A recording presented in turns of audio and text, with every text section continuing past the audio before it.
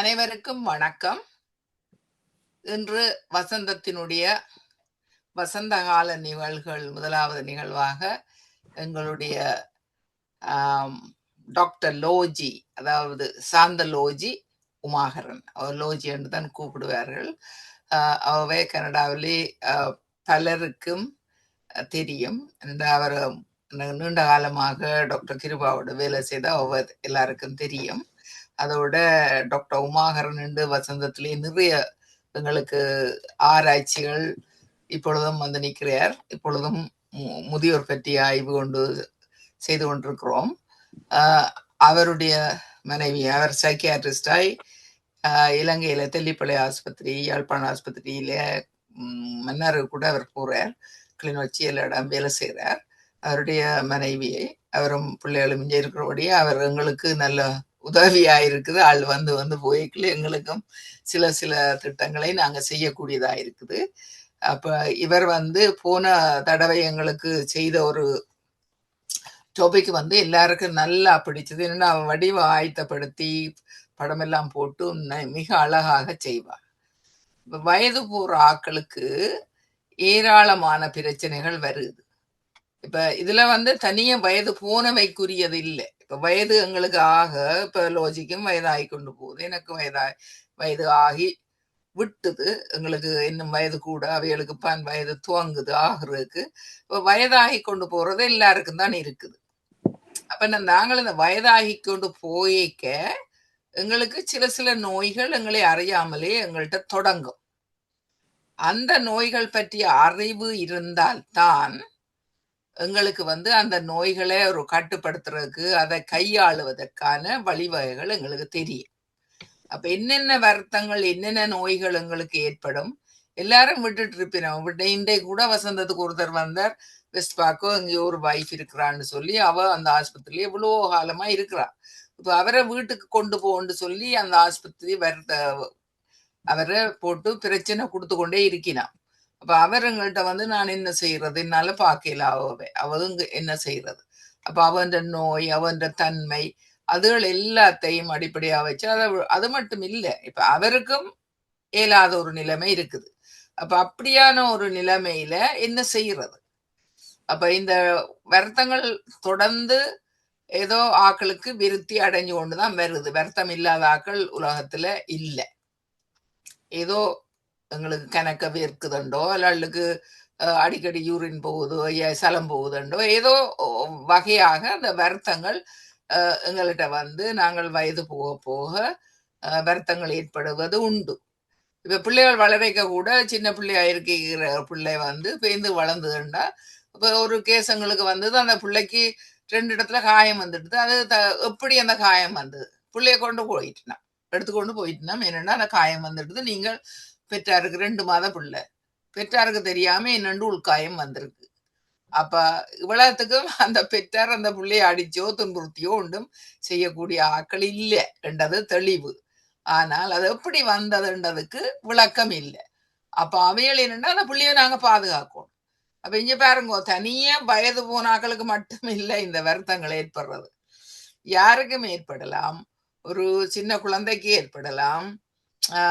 அப்ப இதை நாங்கள் மிக அவதானமாக இருந்தோம்டா, நாங்கள் இந்த நோய்களை ஓரளவுக்கு கண்காணித்து அவதானித்து எங்களை வந்து அதுக்கேற்ற வகையில எங்களோட உருவங்களை நாங்கள் மாறிக்கொண்டு போறத ஓரளவுக்கு கட்டுப்பாட்டுக்குள்ள வச்சிருக்கலாம்.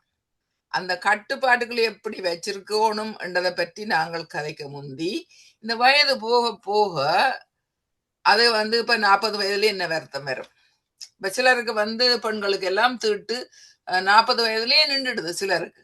அப்ப அவை அழியினம் ஏன் எங்களுக்கு இப்படி நிக்குது, மற்றாக்களுக்கு 50ல நிக்குது, 60ல நிக்குது, அப்ப ஏன் எனக்கு மட்டும் இப்படி என்று சொல்லி அவை சொல்லினான். அப்ப இதுகளெல்லாம் எத்தனையோ சிக்கல்கள். எங்கட மரபு மரபணுக்களால வரலாம், எங்கட அம்மாவுக்கு அப்படி இருந்திருக்கலாம், எல்லாருக்கு என்னென்ன காரணங்களால வருதோ என்றதை பற்றி அது டாக்டர்ஸோட கதைச்சா அவைக்கு தெரியும். ஆகவே இதுகளை பற்றிய ஒரு விளக்கம் எங்களுக்கு இருந்தாத்தான் நாங்கள் எங்களை இந்த எங்களுக்கு வயது போக போக ஏதோ நோய்கள் ஏற்படத்தான் போகுது. அல்ல சில சில பிரச்சனைகள், இப்ப எலும்புருக்கி நோய் என்று சொல்லுவினோம். அதெல்லாம் வயது போற ஆட்களுக்கு இந்த எலும்பு நல்ல ஸ்ட்ராங் ஆயிலாளுக்கு வருமென்ற மாதிரியும் எலும்பு ஒஸ்டியோபரோசிஸ் அப்படியான வருத்தங்கள் எல்லாம் இருக்குது. இனி டயபெட்டிஸ் கூட எத்தனை வயதுல வருதுன்னு தெரியா. வயது போகைக்குள்ள தமிழாக்கள் தான் இந்த கனடாவில் இருக்கிற ஆக்களுக்குள்ள டயபெட்டிஸ் வந்து கூடின சனத்தொகை கூடின ஆக்களுக்கு இருக்கிறது வந்து தமிழ் ஆக்களுக்கு. அப்ப அது அப்ப வயது போக எப்படி வரும், அதை எப்படி கட்டுப்படுத்தலாம், எப்படி நாங்க டயபெட்டிஸ ஒரு கட்டுப்பாட்டுக்குள்ள கொண்டு வரலாம். அப்ப எங்கள்கிட்ட இப்ப டயபெட்டிஸ் எனக்கு இருக்குது. அப்ப அது வந்துட்டுது, நான் அதை வந்துட்டுதே என்று சொல்லி அதை விட்டுட்டு இருக்காம அதுக்கு என்னென்ன பாதுகாப்பை தேடலாம் போன்ற விஷயங்கள் பற்றியும் நாங்கள் அறிந்து கொள்ள வேணும். இன்றைக்கு வந்து வயது எங்களுக்கு ஆக ஆக இந்த வயது ஆகிறது வந்து தனியா 65 வயதுக்கு மேற்பட்ட ஆக்களுக்கு அல்ல, மற்ற ஆக்களுக்கும் தான் இந்த இந்த இன்றைய உரையாடல் முக்கியமாக மற்றவர்களுக்கும் அது உதவுவதாகத்தான் இருக்கும். இங்க பாருங்க, அந்த சின்ன பிள்ளையா இருந்து கொண்டு இந்த படத்திலேயே நீங்க பாக்குறீங்க ஆரம்பத்திலேயே. அடுத்த அங்கால இருக்கிற மற்றாக்களை பாருங்க, அப்படியே போய் கடைசியா ஒரு ஆள் வந்து கொல்லு பிடிச்சு கொண்டு நிக்குது. என்ன அப்ப அந்த நிலைக்கு போகும் மட்டும் என்னென்ன மாதிரியான நோய்களை நாங்கள் எதிர்நோக்கலாம், எப்படி நாங்கள் எங்களை பாதுகாக்கலாம் போன்ற விடயங்களை பற்றி இன்றைக்கு டாக்டர் சாந்தலோஜினி உமாகரன் அவ வந்து இப்ப ஒரு நியூரோலஜி டிபார்ட்மெண்ட்ல ஸ்காப்ரோ ஹாஸ்பிட்டல் ஜெனரல் ஹாஸ்பிட்டல்ல ஒரு நியூரோலஜி டிபார்ட்மெண்ட்லையும் அவர் வேலை செய்து கொண்டிருக்கின்றார். அப்ப அவரை இன்றைக்கு நாங்கள் அழைச்சிருக்கிறோம். 2வது தடவையாக அவர் எங்களோட பேச வந்திருக்கிறார். மிக ஆயத்தப்படுத்தி மிக தெளிவான சில விஷயங்களை பற்றி அவர் தமிழ்ல தெளிவாக கதைப்பா. யாழ்ப்பாண பல்கலைக்கழகத்திலே MBBS படிச்சு இங்கும் MSc இன் கம்யூனிட்டி ஹெல்த், சமூகத்துக்கு வர நோய்கள், அந்த எங்களுடைய சமூகத்தை எவ்வாறு நாங்கள் இந்த நோய்கள் இருந்து பாதுகாக்கலாம், எங்களோட ஹெல்த்துக்கு என்ன செய்யணும் போன்ற விஷயங்களை கூட அவ டொரண்டோ யூனிவர்சிட்டியில படிச்சிருக்கிறா. அதுக்கு பிறகு அவ தொடர்ச்சியாக படிப்பு அவருடைய ஒரு கலை. அவ நாங்கள் இன்றைக்கு இந்த இந்த டோக்குக்கு இந்த பேச்சை இந்த உரையாடலை நிகழ்த்துமாறு மிக அன்புடன் கேட்டுக்கொள்கின்றோம். அவருக்கு நாங்கள் நன்றி தெரிவித்துக் கொள்கின்றோம். நன்றி எலோஜி. வணக்கம் எல்லாருக்கும். நான் உங்களுக்கு முதலே அறிமுகமானவர் தான். என் பேர் லோஜி மகராண்டி. சொன்ன மாதிரி வசந்தத்திலையும் வந்து நான் கனகாலம் இந்த நோய் வருமுன் தடுக்கிற முறைகளை பற்றி நிறைய நாங்கள் கதைச்சிருக்கிறோம் ஒவ்வொரு வியாழக்கிழமையும். அது இப்போ நான் நினைக்கிறேன் 10 வருஷத்துக்கு முதல் நினைக்கிறேன். அதுக்கு பிறகு நானும் சில படிப்பு வேலைகள் அதுகளால எனக்கு நேரடியா இப்படியான இடங்கள்ல சந்திக்க முடியல உங்களை. ஆனா நினைக்கிறேன் ஒரு வருஷத்துக்கு முதல் நாங்க எப்படி இந்த குரோனிக் டிசீசஸ் சொல்லி அதுகளை எப்படி தடுக்கலாம், நீண்ட காலமா நடக்கிற பிளட் ப்ரெஷர், சலரோகம், டயபெட்டிஸ் மற்றது அதுகளை பற்றி கொஞ்சம் கதைச்ச நாங்கள். இன்றைக்கும் நாங்கள் வயது போகும் பொழுது இப்ப எங்களுக்கு ஒவ்வொரு வருஷமும் போய்க்க எங்களோட வயது கூடிக்கொண்டு போக எங்களோட உடம்பின் நிலைமையும் கூடிக்கொண்டு போகும். அப்ப அதுல வார சிக்கல்கள், அதுல வார நோய்களை பற்றி நாங்கள் அது நிறைய நோய்கள் இருக்குது இந்த உலகத்துல. ஒவ்வொருத்தருக்கும் ஒவ்வொரு விதமான நோய்கள் இருக்குது. ஆனா கொமனான நோய்கள் என்று சொல்லி பார்த்தா எல்லாருக்கும் தெரிஞ்சது பிளட் ப்ரெஷர், கொலஸ்ட்ரால், டயபெட்டிக். அது எங்கட எல்லாருக்கும் ஒரு வரத்துக்கு எதிரான சொல் என்னவோ அதைத்தான் நாங்க சொல்லணும். இது வந்து இந்த எங்கட கனடா அந்த ஹெல்த் கனடாவில் உள்ள விகித சாரம் அதை போட்டிருக்கணும். அப்ப எங்கட வயசு போக போக இந்த கார் மெக்கானிக்கத்தான் எங்கட பாடிக்கு சொல்றது. கார் எப்படி பழுதாகுமோ அப்படித்தான் எங்கட பாடியும் வியர் அண்ட் டியர்ன்னு சொல்லி எங்கட உடம்பும் ஒவ்வொரு ஒவ்வொரு அங்கங்கள்லையும் ஒவ்வொரு விதமான நோய்கள் வரும். அப்ப எல்லாருக்கும் தெரியும், கொமனா எல்லாரும் பறந்துபட்டு கதைக்கிறது பிளட் ப்ரெஷர். அநேகமா 40 வயதுக்கு பிறகு அநேகமா ஒவ்வொருத்தருக்கும் ஸ்லோவா ஆரம்பிக்கும். அப்ப அதுக்கண்டு நாங்கள் அறிகுறிகள் பெருசா தெரியாது. டாக்டர்கிட்ட போய்க்கு இன்றைக்கு பிளட் ப்ரெஷர் கூடிட்டுது என்று சொல்லுவினோம். அல்லாட்டி எங்களுக்கு சில தலை சுத்தும், தலை இடிக்கும், அப்படி சில சில அறிகுறிகள் தான் தென்படும். பிளட் ப்ரெஷர் எனக்கு ஒரு அறிகுறியும் இல்லை, எனக்கு ஒன்றும் இல்லை என்று நாங்கள் ஒருவரும் சொல்ல முடியாது. அப்ப நாங்கள் டாக்டர் உங்களோட ஃபேமிலி டாக்டர்கிட்ட போய் மாதத்துல ஒருக்கா, அட்லீஸ்ட் 6 மாதத்துக்கு ஒருக்கா போய் உங்களோட பிளட் ப்ரெஷரை சோதிக்க வேணும். ஈவன் இப்ப எல்லார்ட்டையும் நான் சொல்றது இப்படியான சமூக இப்படி ஆன டாக்குக்கு போய்க்க நான் சொல்றது, ஒவ்வொருத்தட்ட கிறிஸ்மஸ் கிஃப்டும் ஒரு வருஷமாவது நீங்க ஒரு பிளட் ப்ரெஷரை கேளுங்க. உங்களோட பிள்ளைகள்கிட்டயோ உங்களோட ஃப்ரெண்ட்ஸ்கிட்டயோ உங்களோட சகோதரங்கள்கிட்டயோ உங்களோட கிறிஸ்மஸ் கிஃப்ட் பிளட் ப்ரெஷர் மானிட்டரா இருந்தால் அது எத்தனையோ விதத்துல எங்களோட வாழ்க்கையில ஒரு ஒரு நல்ல ஒரு பெருமதியான பரிசா இருக்கும். ஏனென்றா எங்களோட உடல் நலத்தை பாதுகாக்கிறது நாங்க தான், டாக்டரோ நர்சஸோ அல்லாட்டி எங்களோட ஃபேமிலியோ இல்லை. அப்ப அதுக்கு முதல் பொறுப்பாளி நாங்க தான். அப்படியே ஒருவர் தண்ட உடல் நலத்துக்கு தான் பொறுப்பென்று நினைத்தா அவர் ஆரோக்கியமாவா இருக்கிறதுக்கான சந்தர்ப்பம் கூட. அதை விட்டுட்டு என் வைஃப் சொல்றா அதால நான் செக்அப் பண்ணணும், என் பிள்ளைகள் சொல்லினாம் அதால நான் செக்அப் பண்ணணும்னு ஒரு ஃபோர்ஸ் பண்ணி, எந்த அளவிலும் ஒரு ஃபோர்ஸ் பண்ணி செய்யிக்க அந்த உடல் நலத்தின் பெருசா அதுல பெரிய மாற்றம் வராது. நாங்கள் நினைக்கணும், நான் நல்ல வடிவா இருக்கணும், நோய் இல்லாம வாழணும். நோய் வந்தாலும் அதை எப்படி நான் தடுக்கிறதுன்னு நான் தான் அறியணும். மற்றவ சொல்லி நான் செய்யறதை விட நானா முயற்சி செய்யிக்க அந்த நோயை நாங்க தடுக்கிறதோ அதை வடிவ மேனேஜ் பண்றது ஈஸியா இருக்கும். இல்ல நான் மருந்து போட மாட்டேன், டாக்டர் சொன்னா போல போடணுமோ, இல்ல மருந்துகள்ல பிரச்சனை இருக்கும் அப்படின்ட்டு நிறைய சிலது மூட நம்பிக்கைகள், சிலது உண்மையான விஷயங்களையும் நாங்க அறவாசியா அறிந்து கொண்டதால வர பிரச்சனைகள் அப்படி நிறைய இருக்குது. நாங்க ஒவ்வொன்றா கதைப்போம். அப்ப இதுல இந்த படத்துல போட்டதெல்லாம் உங்களுக்கு தெரிஞ்சது தான். அப்ப நாங்க டயபெட்டிக்க பற்றி முந்தையோருக்கா கதைச்சு நாங்கள்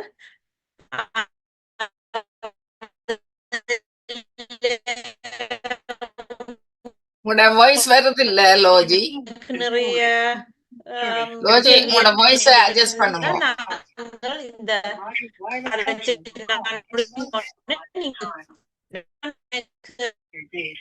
லோஜி உங்களோட வாய்ஸ் அட்ஜஸ்ட் பண்ணுங்க.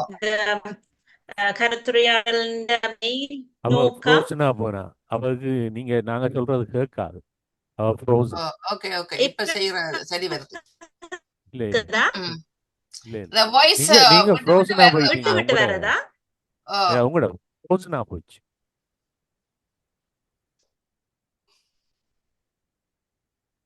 இப்ப எல்லாம் படம் எல்லாம் போயிட்டுது. ஃப்ரோசனாட்டா எடுத்து கிளியர் பண்ணிப்பட்டு வருவ. அது மட்டும் அக்கா கதைங்க, அவ திரும்பி வர மாட்டேன். இப்ப அவ சொன்னா தானே அந்த இது வந்துட்டீங்க தானே? ஆமா சரி. அப்ப நான் நினைக்கிறேன் ஏதோ இன்டர்நெட் ஏதோ பிளே ஆயிருந்திருக்குமான்னு நினைக்கிறேன். நான் உங்களுக்கு ஷேர் பண்றேன். நான் சொன்ன மாதிரி இப்ப இன்னைக்கு நாங்க கதைக்க போறது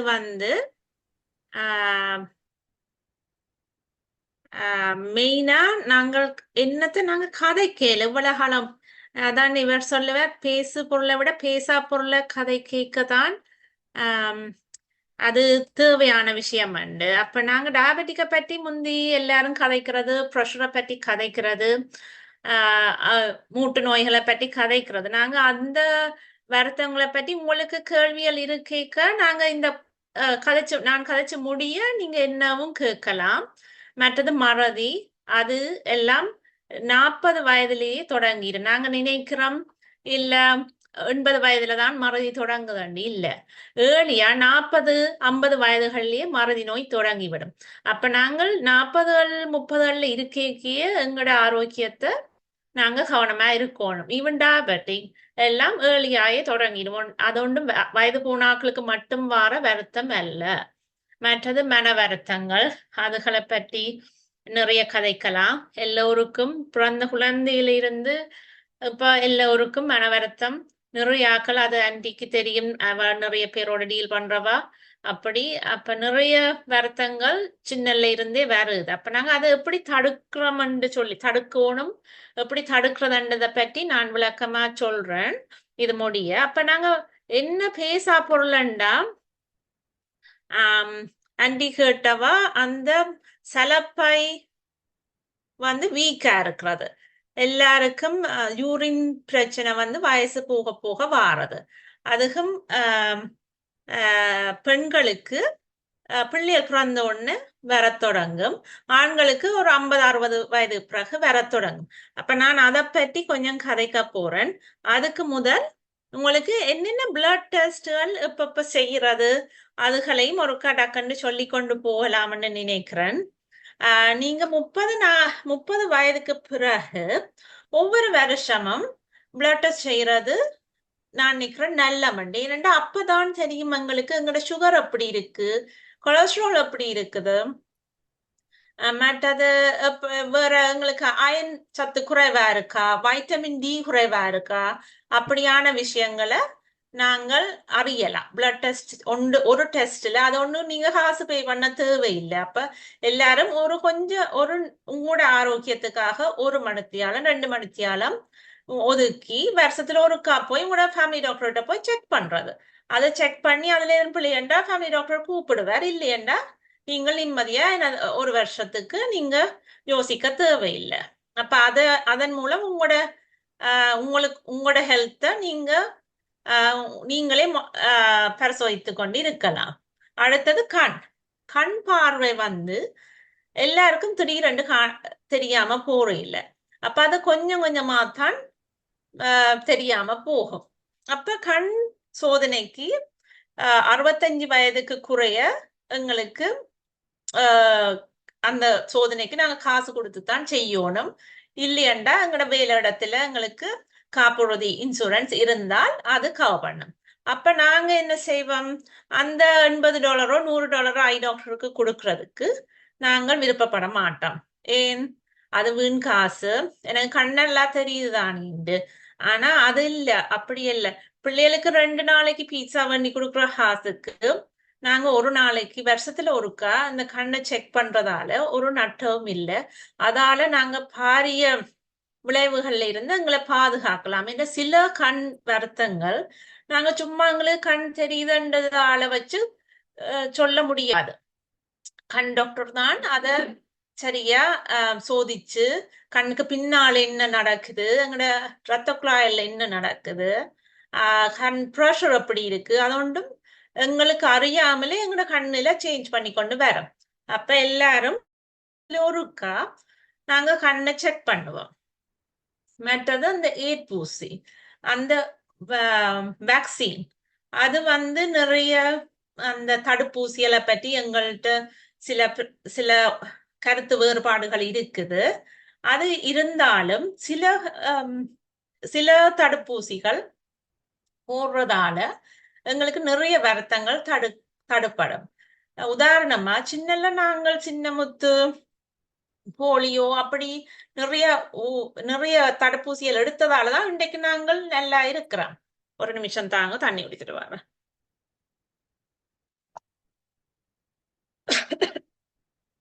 அப்ப இந்த தடுப்பூசிகளுக்கு ஒரு வரையறை இருக்கு, எந்த வயதுல எந்த தடுப்பூசி போடணும்னு. அப்ப உங்களோட வருஷத்துல ஒருக்கா நீங்க பாடி செக்அப் பண்ணு ஃபேமிலி டாக்டர்கிட்ட போய்க்க அவை அந்த தடுப்பூசியை நீங்க போட்டிருக்கிறீங்களான்னு பாப்பினா. அவைக்கு கேட்க நாங்க சில வேளை எங்களுக்கு தேவையெல்லாம் போட்டுட்டோம்னு சொல்லி வரலாம். ஆனா அதால வர விளைவுகள் எங்களுக்கு தான் வரப்போகுது. அப்ப நாங்க அந்த தடுப்பூசிகள் இப்ப 65 வயதுண்டா எங்களுக்கு தடுப்பூசிக்கு சிலது வந்து ஒன்டாரியோ கவர்மெண்டாலேயோ கனடியன் கவர்மெண்டால சிலது இருக்குது நிமோனியா வராம தடுக்கிறதுக்கு. மற்றது அந்த பொக்குளிப்பான் வந்து வயசு போகைக்க வரும் எங்களுக்கு ஒரு அதை சொல்ற ஷிங்கிள்ஸ் அண்டு. அப்ப அதுக்கெல்லாம் தடுப்பூசி இருக்கு. அப்ப நாங்க போட்டோம்னா அதுகள் வரைக்கு வர எங்களோட உடல் உபாதைகள் வந்து குறைவா இருக்கும். மற்றது இந்த பேப் டெஸ்டும் நிறைய ஆக்கள் கவர்மெண்டால எங்களுக்கு ஒவ்வொரு காலம் கடிதம் அனுப்புவினம், நீங்க இந்த பேப் டெஸ்ட் செய்யணும், 3 வருஷம் ஆச்சுது, இனி உங்களுக்கு டைம் வந்துட்டு நாங்க மெயில்ல பாக்குறத அப்படியே பின்னுக்க போடுறது அப்படி செய்யக்கூடாது. ஏண்டா அந்தந்த டைம்ல நாங்க பேப் டெஸ்ட் செய்யணும். அது வந்து கருப்பை வாசல்ல உள்ள புற்றுநோய அறியறதுக்குரிய சோதனை அது பேப் டெஸ்ட்ன்றது. இப்ப எல்லாருக்கும் கேன்சர் வந்து காமன். எங்கட ஒவ்வொரு வயசுலயும் ஒவ்வொரு விதமான கேன்சர் வரும். அப்ப பேப் டெஸ்ட் வந்தா பெண்கள் கட்டாயம் போய் செய்ய வேணும். மற்றது மெமோகிராம்ன்றது பிரஸ்ட் கேன்சரை மார்பக புற்றுநோய ஸ்கிரீன் பண்றது. அதுவும் ஒவ்வொரு 2 வருஷத்துக்கு ஒருக்கா செய்யணும், 50 வயதுக்கு மேற்பட்ட ஆக்கள். ஆனால் இப்ப 40 வயதுக்கு பிறகு நீங்க செய்யலாம். இப்ப எங்களுக்கு 40 வயது வந்ததுண்டா ஃபேமிலி டாக்டர்கிட்ட போய் நீங்க கேட்கலாம், நான் மெமோகிராம் செய்ய போறேன், எனக்கு ஒரு பேப்பர் தாங்கொண்டு அவ தருவினம், நீங்க போய் அந்த இடங்கள்ல செய்யற. அதுகளுக்கெல்லாம் பெரிய நேரம் எடுக்காது. அதை செய்யறதால ஏர்லியா எங்களுக்கு மார்பக புற்றுநோய் வர்றதை தடுக்கலாம். மற்றது புரோஸ்டேட் கேன்சர், அது சரியான காமன் என்று சொல்லலாம். நிறைய அது வாரதுக்கான நிகழ்தகவு கூட வயது போக போக. அப்ப அதுக்கு ஒரு பிளட் டெஸ்ட் செய்வினம். அது பிளட் டெஸ்ட்ல நீங்க அது வந்து இந்த ஒன்டாரியோ ஓஹிப் கார்டு வந்து கவர் பண்ணாது. ஆனா அதை செய்தா உங்களுக்கு புரோஸ்டேட் கேன்சர் இல்லையன்றது தெளிவா தெரியும். அப்ப அது ஒரு 70 வயது வரை 2 வருஷத்துக்கு ஒருக்கா உங்களோட பாடி செக்அப் செய்யலாம். அடுத்தது கோலோரெக்டல் கேன்சர் ஸ்கிரீனிங். அதுவும் எங்கட குடல்ல வார கேன்சரை கண்டுபிடிக்கிறதுக்கு உங்களோட வீட்டுக்கு ஒரு கிட் அனுப்புவின உங்களோட ஃபேமிலி டாக்டர். அதன் 2 வருஷத்துக்கு ஒருக்கா நீங்க செய்யறது. குடல்ல இதன் புண் இருக்கா, குடல்ல இருந்து ரத்தம் பூதா, அதுகளை பார்த்து குடல்ல இதன் கேன்சருக்குரிய அறிகுறிகளை அந்த உங்களோட மலத்தை செக் பண்றதால கண்டுபிடிப்பினா. சோ இதுகள் வந்து நார்மலா எல்லாரும் இந்த டெஸ்டுகள் செய்யணும். ஒரு நிமிஷம் தாங்க.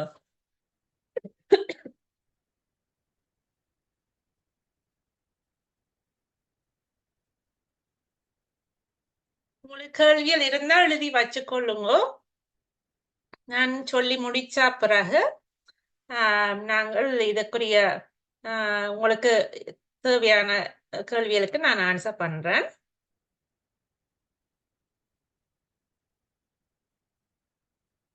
அடுத்தது நாங்கள் வயது போய்க்க நடக்கிற பிரச்சனைகள். முதலாவது வயது போதண்டா எங்களுக்கு விழுந்துடுவோமோன்ற பயம். விழுந்தா வார பிரச்சனைகள் நிறைய. அப்ப அதை பற்றியும் நான் ஒருக்கா குயிக்கா சொன்னா எல்லாருக்கும் அது உதவியா இருக்குமென்று நினைக்கிறேன். ஏன் நாங்க விழுகிறோம்? ஏனென்றா எங்களுக்கு காலின் பலம் வந்து வயது போக போக எங்களோட காலின் ஸ்ட்ரென்த் சொல்ற பலம் வந்து குறையும். அதோட எங்களுக்கு டயபெட்டிக் இருந்தா இல்ல நாங்க ஸ்மோக் பண்ணி இருந்தா எங்களோட நரம்புகள் பாதிப்படைந்தா எங்களோட காலில் வந்து உணர்ச்சிகள் குறைவா இருக்கும். அப்ப அதால எங்களுக்கு காலுங்க வைக்கிறோம்ன்றது தெரியாது, அதால விழ பார்ப்போம். மற்ற சில மருந்துகள் கூடவா இருந்தா எங்களுக்கு தலை சுத்து வரும், சில வேளை சுகர் குறைஞ்சி தலை சுத்து வரும், அப்படியும் விழ பார்ப்போம். மற்றது கண் பிரச்சனை, எங்களுக்கு எங்களை அறியாம தெரியாம போய்க்க, அல்லாட்டி எங்களுக்கு கொஞ்சம் கொஞ்சமா கண் பார்வை குறைஞ்சு கொண்டு மங்கி கொண்டு வரைக்க எங்களுக்கு தெரியாது அது குறையுதண்டு. அப்ப எங்களுக்கு சரியான இடத்துல ஹால் வைக்கிறது தெரியாம விழுவோம். ஹியரிங், அதுக்கும் எங்களோட காது தான் அந்த பேலன்ஸ் சொல்லுவோம். அந்த பேலன்ஸ் பிழைச்சதுண்டா எங்களுக்கு தலை சுத்து வேற பார்க்கும், அப்படியும் தடக்கி விழுவோம். அப்ப அப்படியான நிறைய காரணங்களால எங்களுக்கு விழுகிறது காமன். ஆனா விழுந்தா எங்களோட எலும்புகள் அவ்வளவுக்கு பலம் இல்லை, நாங்க விழுந்தா அதை தாங்குறது. ஏன்னா சின்னல இருக்க எங்களோட போன்ஸ் ரப்பர் மாதிரி, அது விழுந்தாலும் அவ்வளவுக்கு முடியாது. ஆனா வயது போக போக கண்ணாடி மாதிரி சின்னனா தட்டுப்பட்டாலும் உடைஞ்சிடும். அப்ப நாங்க அந்த போன்ஸ கவனமா வச்சிருக்கணும். அப்ப அந்த போன்ஸ் தேய்றது, எலும்புகள் தேய்றது சொல்றது ஒஸ்டியோபோரோசிஸ். அது வயது போக போக எங்களுக்கு வரப்பாக்கும், எப்படியும் வரப்பாக்கும். அப்ப அது என்னன்னு நாங்க தடுப்போம் வேண்டா. ஒஸ்டியோபோரோசிஸை தடுக்கிறதுக்கு நாங்கள் வைட்டமின் டி எங்களோட கல்சிய எங்களை உடம்புல சேர்றதுக்கு தேவை. அப்ப அதுக்கு கல்சியம் பால், மற்றது நிறைய இதுகள் பால் பொருட்கள், மற்றது இல வகைகள், நிறைய நிறைய உணவுப் பொருட்கள்ல இருக்குது. ஆனா அத எங்களோட உடம்பு உறிஞ்சுறதுக்கு வைட்டமின் டி என்ற சத்து தேவை. வைட்டமின் டி சூரிய ஒளிலான் இருக்குது. ஆனா இங்க நாங்க மேலத்திய நாடுகள்ல நாங்கள் சூரிய ஒளிக்கு காண்றது குறைவு.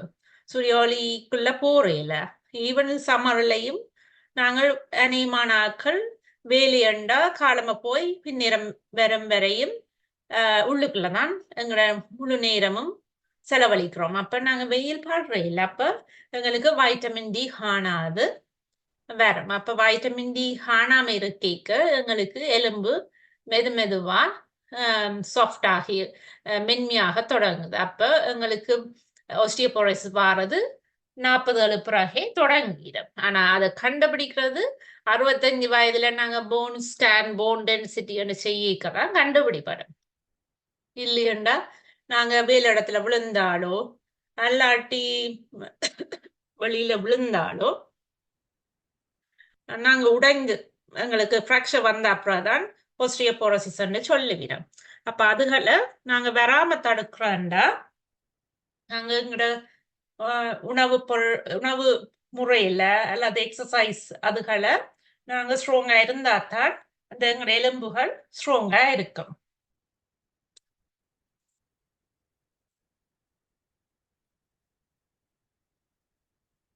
அடுத்தது காமனா நாங்க ஹைக்ரேல கன்ஸ்டிபேஷன்.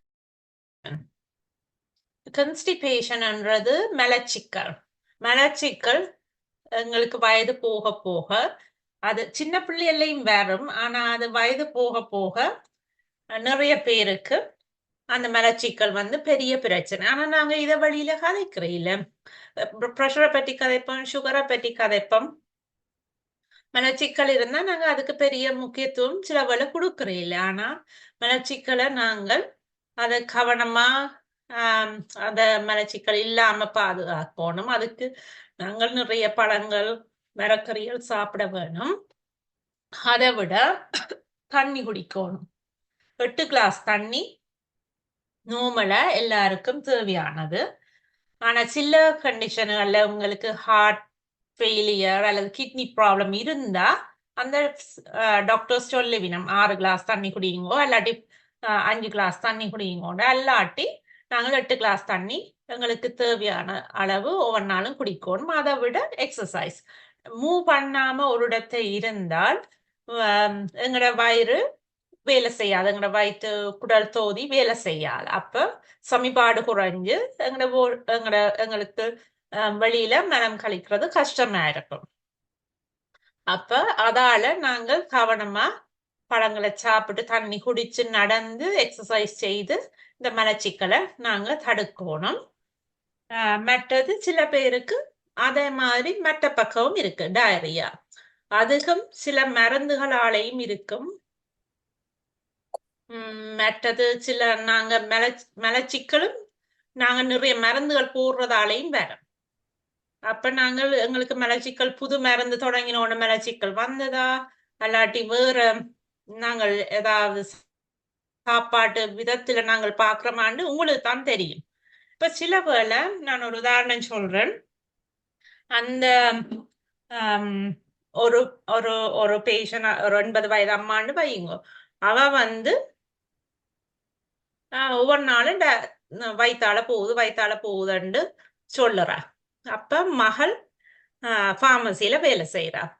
அப்ப மகள் என்ன இந்த அம்மா ஒரு மாதமா வயித்தால போகுதுன்னு சொல்லின்னு அவன மருந்த பார்த்தா அதுல வயித்தால போறதுக்குரிய மருந்து அவன் ஒவ்வொரு நாளும் எடுத்துக்கொண்டே இருக்கிறா. அப்ப எங்களுக்கு தெரியாது நாங்க என்ன மருந்து எடுக்கிறோம் என்ன எடுக்கிறே இல்லையா, என்ன டாக்டர் கொடுத்தா எடுக்கிறது. ஆனா அந்த மருந்து ஏன் அதுக்குள்ள போனதுன்னா அவ டாக்டர்கிட்ட ஒருக்கா போய்க்க ஒருக்கா வயித்தால போகலையேன்னு சொல்லி இருப்பா. அப்ப டாக்டர் எழுதி விட்டு இருப்ப. ஆனா அது கட்டாயம் தேவையோ இல்லையோன்னு எங்களுக்கு தான் தெரியும். ஆனா அந்த அம்மாக்கு அந்த மருந்து என்னத்துக்கு பாவிக்கிறதுன்னு தெரியாம டாக்டர் தந்தா நான் எடுக்கிறேன்னு ஃபுல்லா எடுத்தபடியா ஒரு மாதமா அவக்கு வயித்தால போற பிரச்சனை வந்துட்டுது. அப்படி சிலது வந்து எங்கட கையில தான் இருக்குது. நாங்க தான் என்ன மருந்து பாவிக்கிறோம் என்னத்துக்கு பாவிக்கிறோம்ன்றத தெரிஞ்சு வச்சிருக்கணும். அதுல சிலது பார்மசிஸ்ட கேட்டீங்கன்னா அவங்களுக்கு எழுதி தருவிடும் தமிழ்ல. என்ன மருந்து இது என்னத்துக்கு எடுக்கிறீங்க இது என்னத்துக்கு எடுக்கிறீங்கன்னு. அப்ப நீங்க உங்களோட ஃபேமிலி டாக்டர்கிட்ட போய்க்க சொல்லலாம் இது தேவையா இல்லையான்னு. இது உங்களுக்கு மலச்சிக்கலை பற்றி நான் சும்மா இதை ஒருத்தரும் கதைக்காதபடியா நான் அதை ஒரு போட்டேன்னா நீங்க பேருந்து உங்களுக்கு தேவையன்னா நாங்க கேட்போம். அடுத்தது இது கொஞ்சம் ஸ்லைட் சரியில்லை. என்னன்னு சொன்னா நான் இந்த யூரின் இன்கன்டினன்ட் சொல்றது இந்த சலப்பை வந்து பலவீனம். அப்ப அது எங்களுக்கு வயது போகைக்க வாரது. அதை நாங்க ஒருத்தரோடையும் கதைக்கிறேன் என்ன சொன்னால் அது எங்களுக்கு வெக்கம் மற்ற என்ன நெப்பினம் என்று நாங்கள் வீட்டு ஆக்களோடையே நாங்க அதை பற்றி கதைக்கிறேன் இல்ல. அப்ப அது வந்து எங்களுக்கு காலில் ஒரு புண் வார மாதிரியோ காலில் ஆர்த்ரைட்டிஸுக்கு நோவு வார மாதிரியோ அதுவும் ஒரு எங்களோட உடல்ல ஒரு அங்கம் தானே. அப்ப நாங்க அதை பற்றி நாங்கள் எங்களோட டாக்டர்கிட்டையாவது கட்டாயம் கதைக்க வேணும். அப்ப அதுலயும் நாங்கள் நிதானமா எங்களுக்கு என்ன அறிகுறி என்றதை வடிவா சொல்ல வேணும் டாக்டர்கிட்ட. டாக்டர்கிட்ட போய் சலம் அடிக்கடி போகுதுன்னு சொன்னால் அதுல நிறைய விதமா இருக்குது. அப்ப நாங்க சொல்லணும் எங்களுக்கு சலம் போன உடனே வருதா அல்லது போகைக்க எங்களுக்கு அடக்க இல்லாம இருக்குதா அப்படின்னு தெளிவா சொன்னாதான் அதுக்குரிய மருந்துகளை அதுக்குரிய சிகிச்சைகளை நாங்க செய்யலாம். முதலாவது சலப்பையின் இன்ஃபெக்ஷன் வந்து கொமனா வரும். எங்களுக்கு வயது போக போக சலப்பையில வர இன்ஃபெக்ஷன் யூரின் இன்ஃபெக்ஷன் கொமனானது. அப்ப நாங்கள் முதலாவது அதுதான் ஒரு முதல் படி யூரினை செக் பண்ணணும். அப்ப அதை நாங்க கனகாலம் வச்சு கொண்டு இருந்துட்டு என்ன யூரின் எரியுது இல்ல யூரின் அடிக்கடி போகுதுன்னு வச்சு கொண்டு இருந்துட்டு பேருந்து சில வேளை நாங்கள் எமர்ஜென்சிக்கு போக வேண்டி வரும். ஏனென்றா யூரின் இன்ஃபெக்ஷன் வந்து உடம்பு முழுக்க பரவுறதுக்கு சந்தர்ப்பம் இருக்கு. அப்ப எங்கட அறிகுறிகளை நாங்க தான் மானிட்டர் பண்ணணும். அது முதலாவது. யூரின் அடிக்கடி போகுது நாங்க வாஷ்ரூம் அடிக்கடி பாவிக்கணும்னு சொன்னா அதுக்கு நிறைய காரணங்கள் இருக்கு. அப்ப அதுல முதலாவது யூரின் இன்ஃபெக்ஷன். மற்றது எங்கட தண்ணீர் குடிக்கிற பழக்கம். சில பேர் காலமை மட்டும் குடிப்பினம் சில பேர் இரவா குடிப்பினம். அப்ப அதுகளை நாங்கள் எங்களோட பழக்க வழக்கங்கள்லையும் இருக்குது. சில வேளை அன்னெசரி தேவையில்லாம டெஸ்டுகள் செய்ய வேண்டி இருக்கும். நாங்கள் இப்ப அடிக்கடி தண்ணி குடிக்கிறாக்களா இருந்தால நிறைய கஃபீன் உள்ள பொருட்களண்டா கோப்பி கோக் டீ அதுகள் அடிக்கடி குடிப்பான். சில பேருக்கு அது பழக்கத்துல வந்துடும். அப்ப அதுகள் அடிக்கடி குடிக்கிற ஆக்களுக்கும் இந்த யூரின் அடிக்கடி கஃபீன் வந்து எங்களுக்கு யூரினை அடிக்கடி போக செய்யும். அப்ப அதுகளை அந்த சின்ன பழக்கத்தை நாங்க மாற்றினோம் என்றாலே அந்த எங்கட அறிகுறிகள் குறைஞ்சிடும். மற்றது உண்மையாயே எங்களுக்கு ப்ராப்ளம் அது அந்த சிறுநீர் பையின் தசைகள் வந்து பலவீனமாடுறது. அது வயது போக போக எங்களோட தசைகள் வந்து வீக் ஆகும். அதோட அந்த தசைகள் அந்த யூரின் வந்து ஒரு பேக்ல தான் சேரும். அது யூரினை பேருந்து நாங்க நினைச்சோன்னு நாங்க வாஷ்ரூம் போனோன்னு அந்த பேக்ல உள்ள சின்ன ஒரு சவு மாதிரி அதுதான் நாங்க ஸ்பிங்டர்ன்னு சொல்றது. ஒரு வேல்வ் மாதிரி என்ன வைங்கள். அப்ப நாங்க நினைச்சோன்னு சரி வாஷ்ரூம் போயிட்டோம்னோன்னு அது லூஸ் ஆகும்.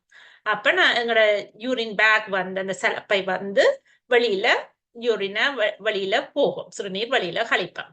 அப்ப அப்படியான தொடர்பு வந்து எங்களுக்கு இல்லாம எங்களுக்கு வயது போக போக அந்த கண்ட்ரோல் இல்லாம போயிடும். அப்ப அதுல தான் எங்களுக்கு யூரின் லீக் பண்றது. அப்ப சிலது வந்து நாங்க மாத்தலாம், சிலது வந்து மாத்த இயலாது. அதுக்கு வேற மருந்துகள் எடுக்கணும். அப்ப எப்படி அதுகள மாத்துறதுன்னு பார்த்தோம்னா சில எக்ஸசைஸ் இருக்குது. அது நாங்க கால் ஆர்த்ரைட்டிஸ் இருக்குன்னு சொன்னோன்னு நாங்கள் பிசியோதெரப்பி போற மாதிரி இந்த யூரின் பேக் அந்த மசில்ஸை சப்போர்ட் பண்ற அந்த இடுப்பு தசைகளை வந்து வலுவாக்குறதுக்கு எக்ஸசைஸ் இருக்கு. அப்ப அதுகளை நாங்கள் சரியா செய்தோம்னா அந்த யூரின் அடிக்கடி லீக் பண்றது, நெச்சோன்ன போகணும் மாதிரி இருக்கிறதுகள் வந்து குறையும். அது மற்றது வாழ்க்கை முறை மாற்றம். நான் சொன்ன மாதிரி காஃபி, டீ, புகைப்பிடிக்கிறது, ஆல்கஹால் அதுகளை குறைச்சாலே இந்த யூரின் ப்ராப்ளம் கொஞ்சம் குறையும். மற்றது சிலது அறுவை சிகிச்சை மூலமும் நாங்கள் இதை மாற்றலாம். இது வந்து இந்த அறிகுறிகள் வந்து எங்களுக்கு எங்களோட உடம்ப பாதிக்கிறத விட எங்களோட மனநிலைய பாதிக்கும். நிறைய பேர் பாத்தீங்கன்னா நாங்க வயசு போக போக இந்த சின்ன விஷயம், இந்த யூரின் வந்து லீக் பண்ணுதுன்ற ஒரே ஒரு காரணத்துக்காக நாங்க வீட்டை விட்டு வெளியே போகாத நிறைய பேர் இருக்கிறோம். ஈவன் நிறைய பேர் ஸ்ரீலங்காக்கோ எங்கட விரும்பின இடங்களுக்கு ஹாலிடேஸு கூட போறேன். ஏன்னா இந்த யூரின் பிரச்சனை வந்து அவைக்கு பெரிய பிரச்சனை. ஆனா இதை வெளியில சொல்ல விருப்பம் இல்லை. அதால நாங்கள் அதை மனசுக்கு வச்சுக்கொண்டு நாங்க எங்களை கட்டுப்படுத்துறோம்.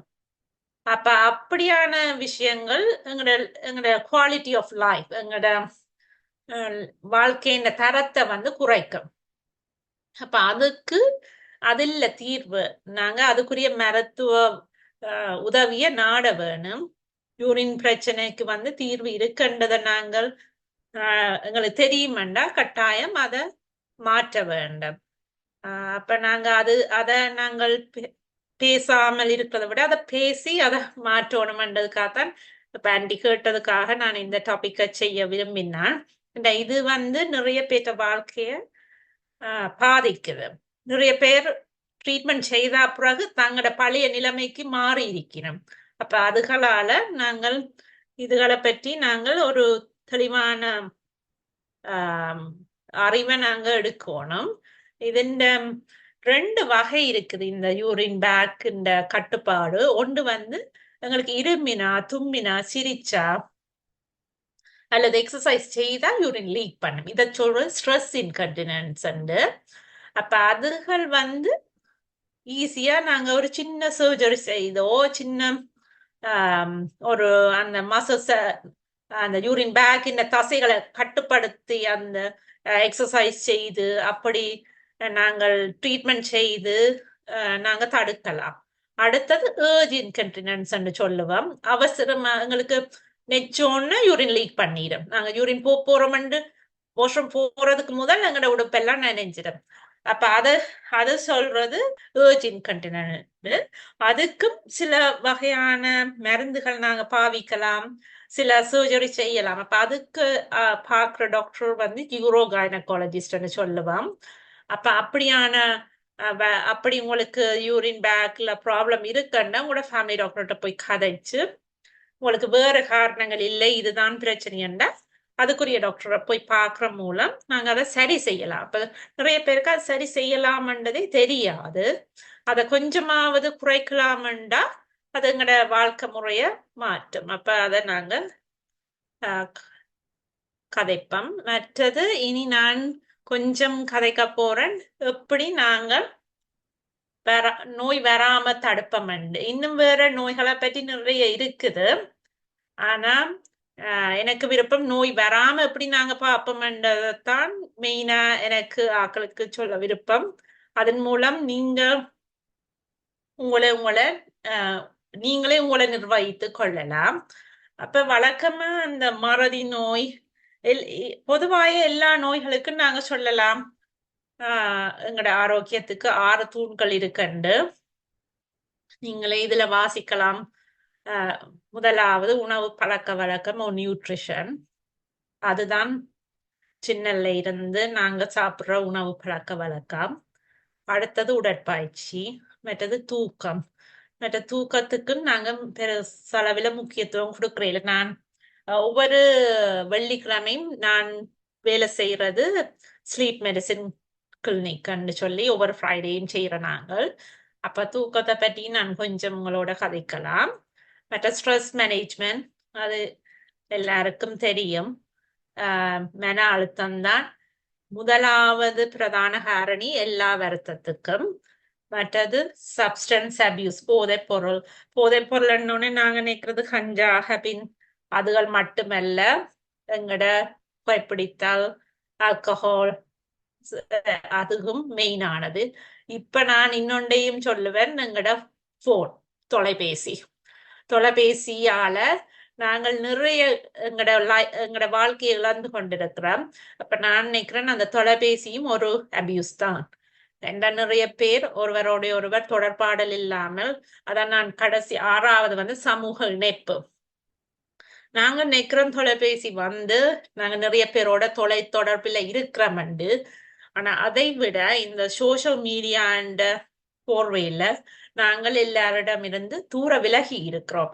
நாங்கள் சோசியல் மீடியாவுக்குள்ள புதைந்து போறதன் மூலம் நிறைய வெளி உலகத்துல என்ன நடக்குதுன்றதுல இருந்து, சமூகத்துல இருந்து, அந்த இணைப்புல இருந்து நாங்க விடுவித்து ஒரு தனிமையில இருக்கிறோம்.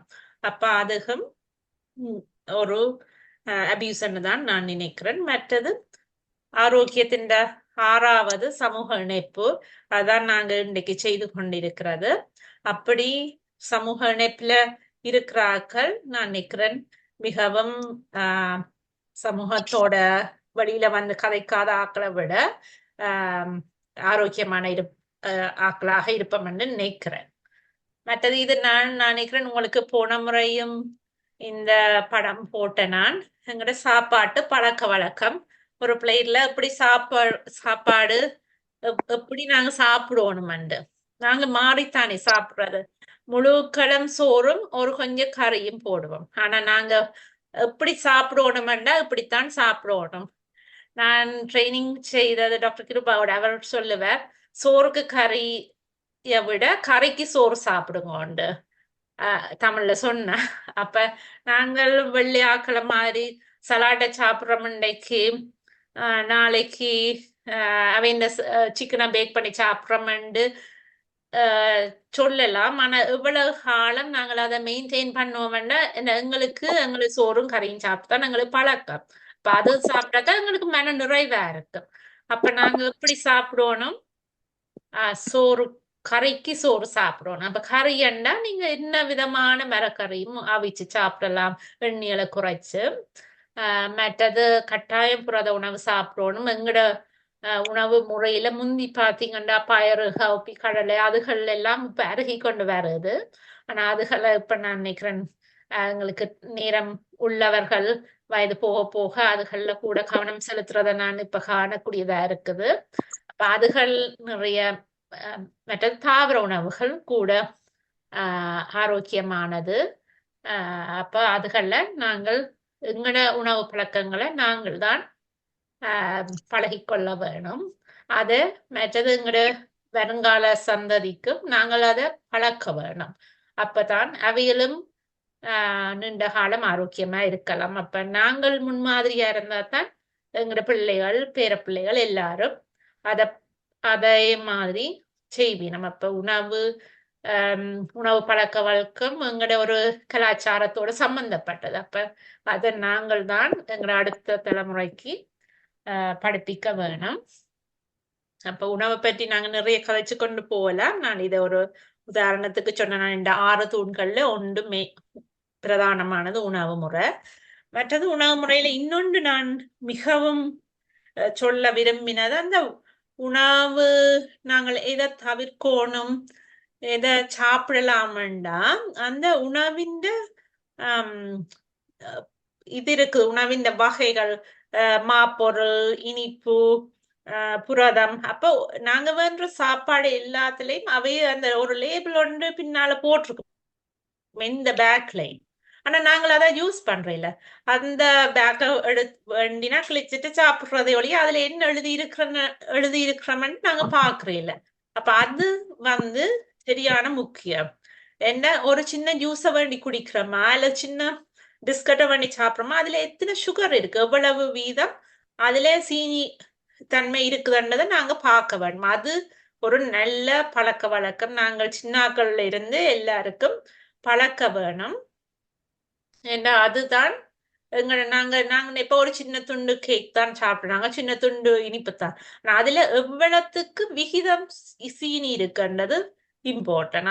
அதை பாத்தீங்கன்னா நீங்க உங்களோட சுகருக்கு கண்ட்ரோல் பண்ணலாம் ஈஸியா. மற்றது உப்பும் அப்படித்தான். சின்ன சிப்ஸ் பேக்கா இருக்கும், ஆனா அதுல நாங்கள் ஒரு கிழமை தேவையான உப்பை ஒரு 5 நிமிஷத்துல சாப்பிட்டு முடிச்சிருவோம். அப்ப நீங்க அந்த பழக்க வழக்கத்தை பார்த்து கொள்ளணும், நாங்க சாப்பிடுறதுல என்ன இருக்குது உண்மையாண்டு.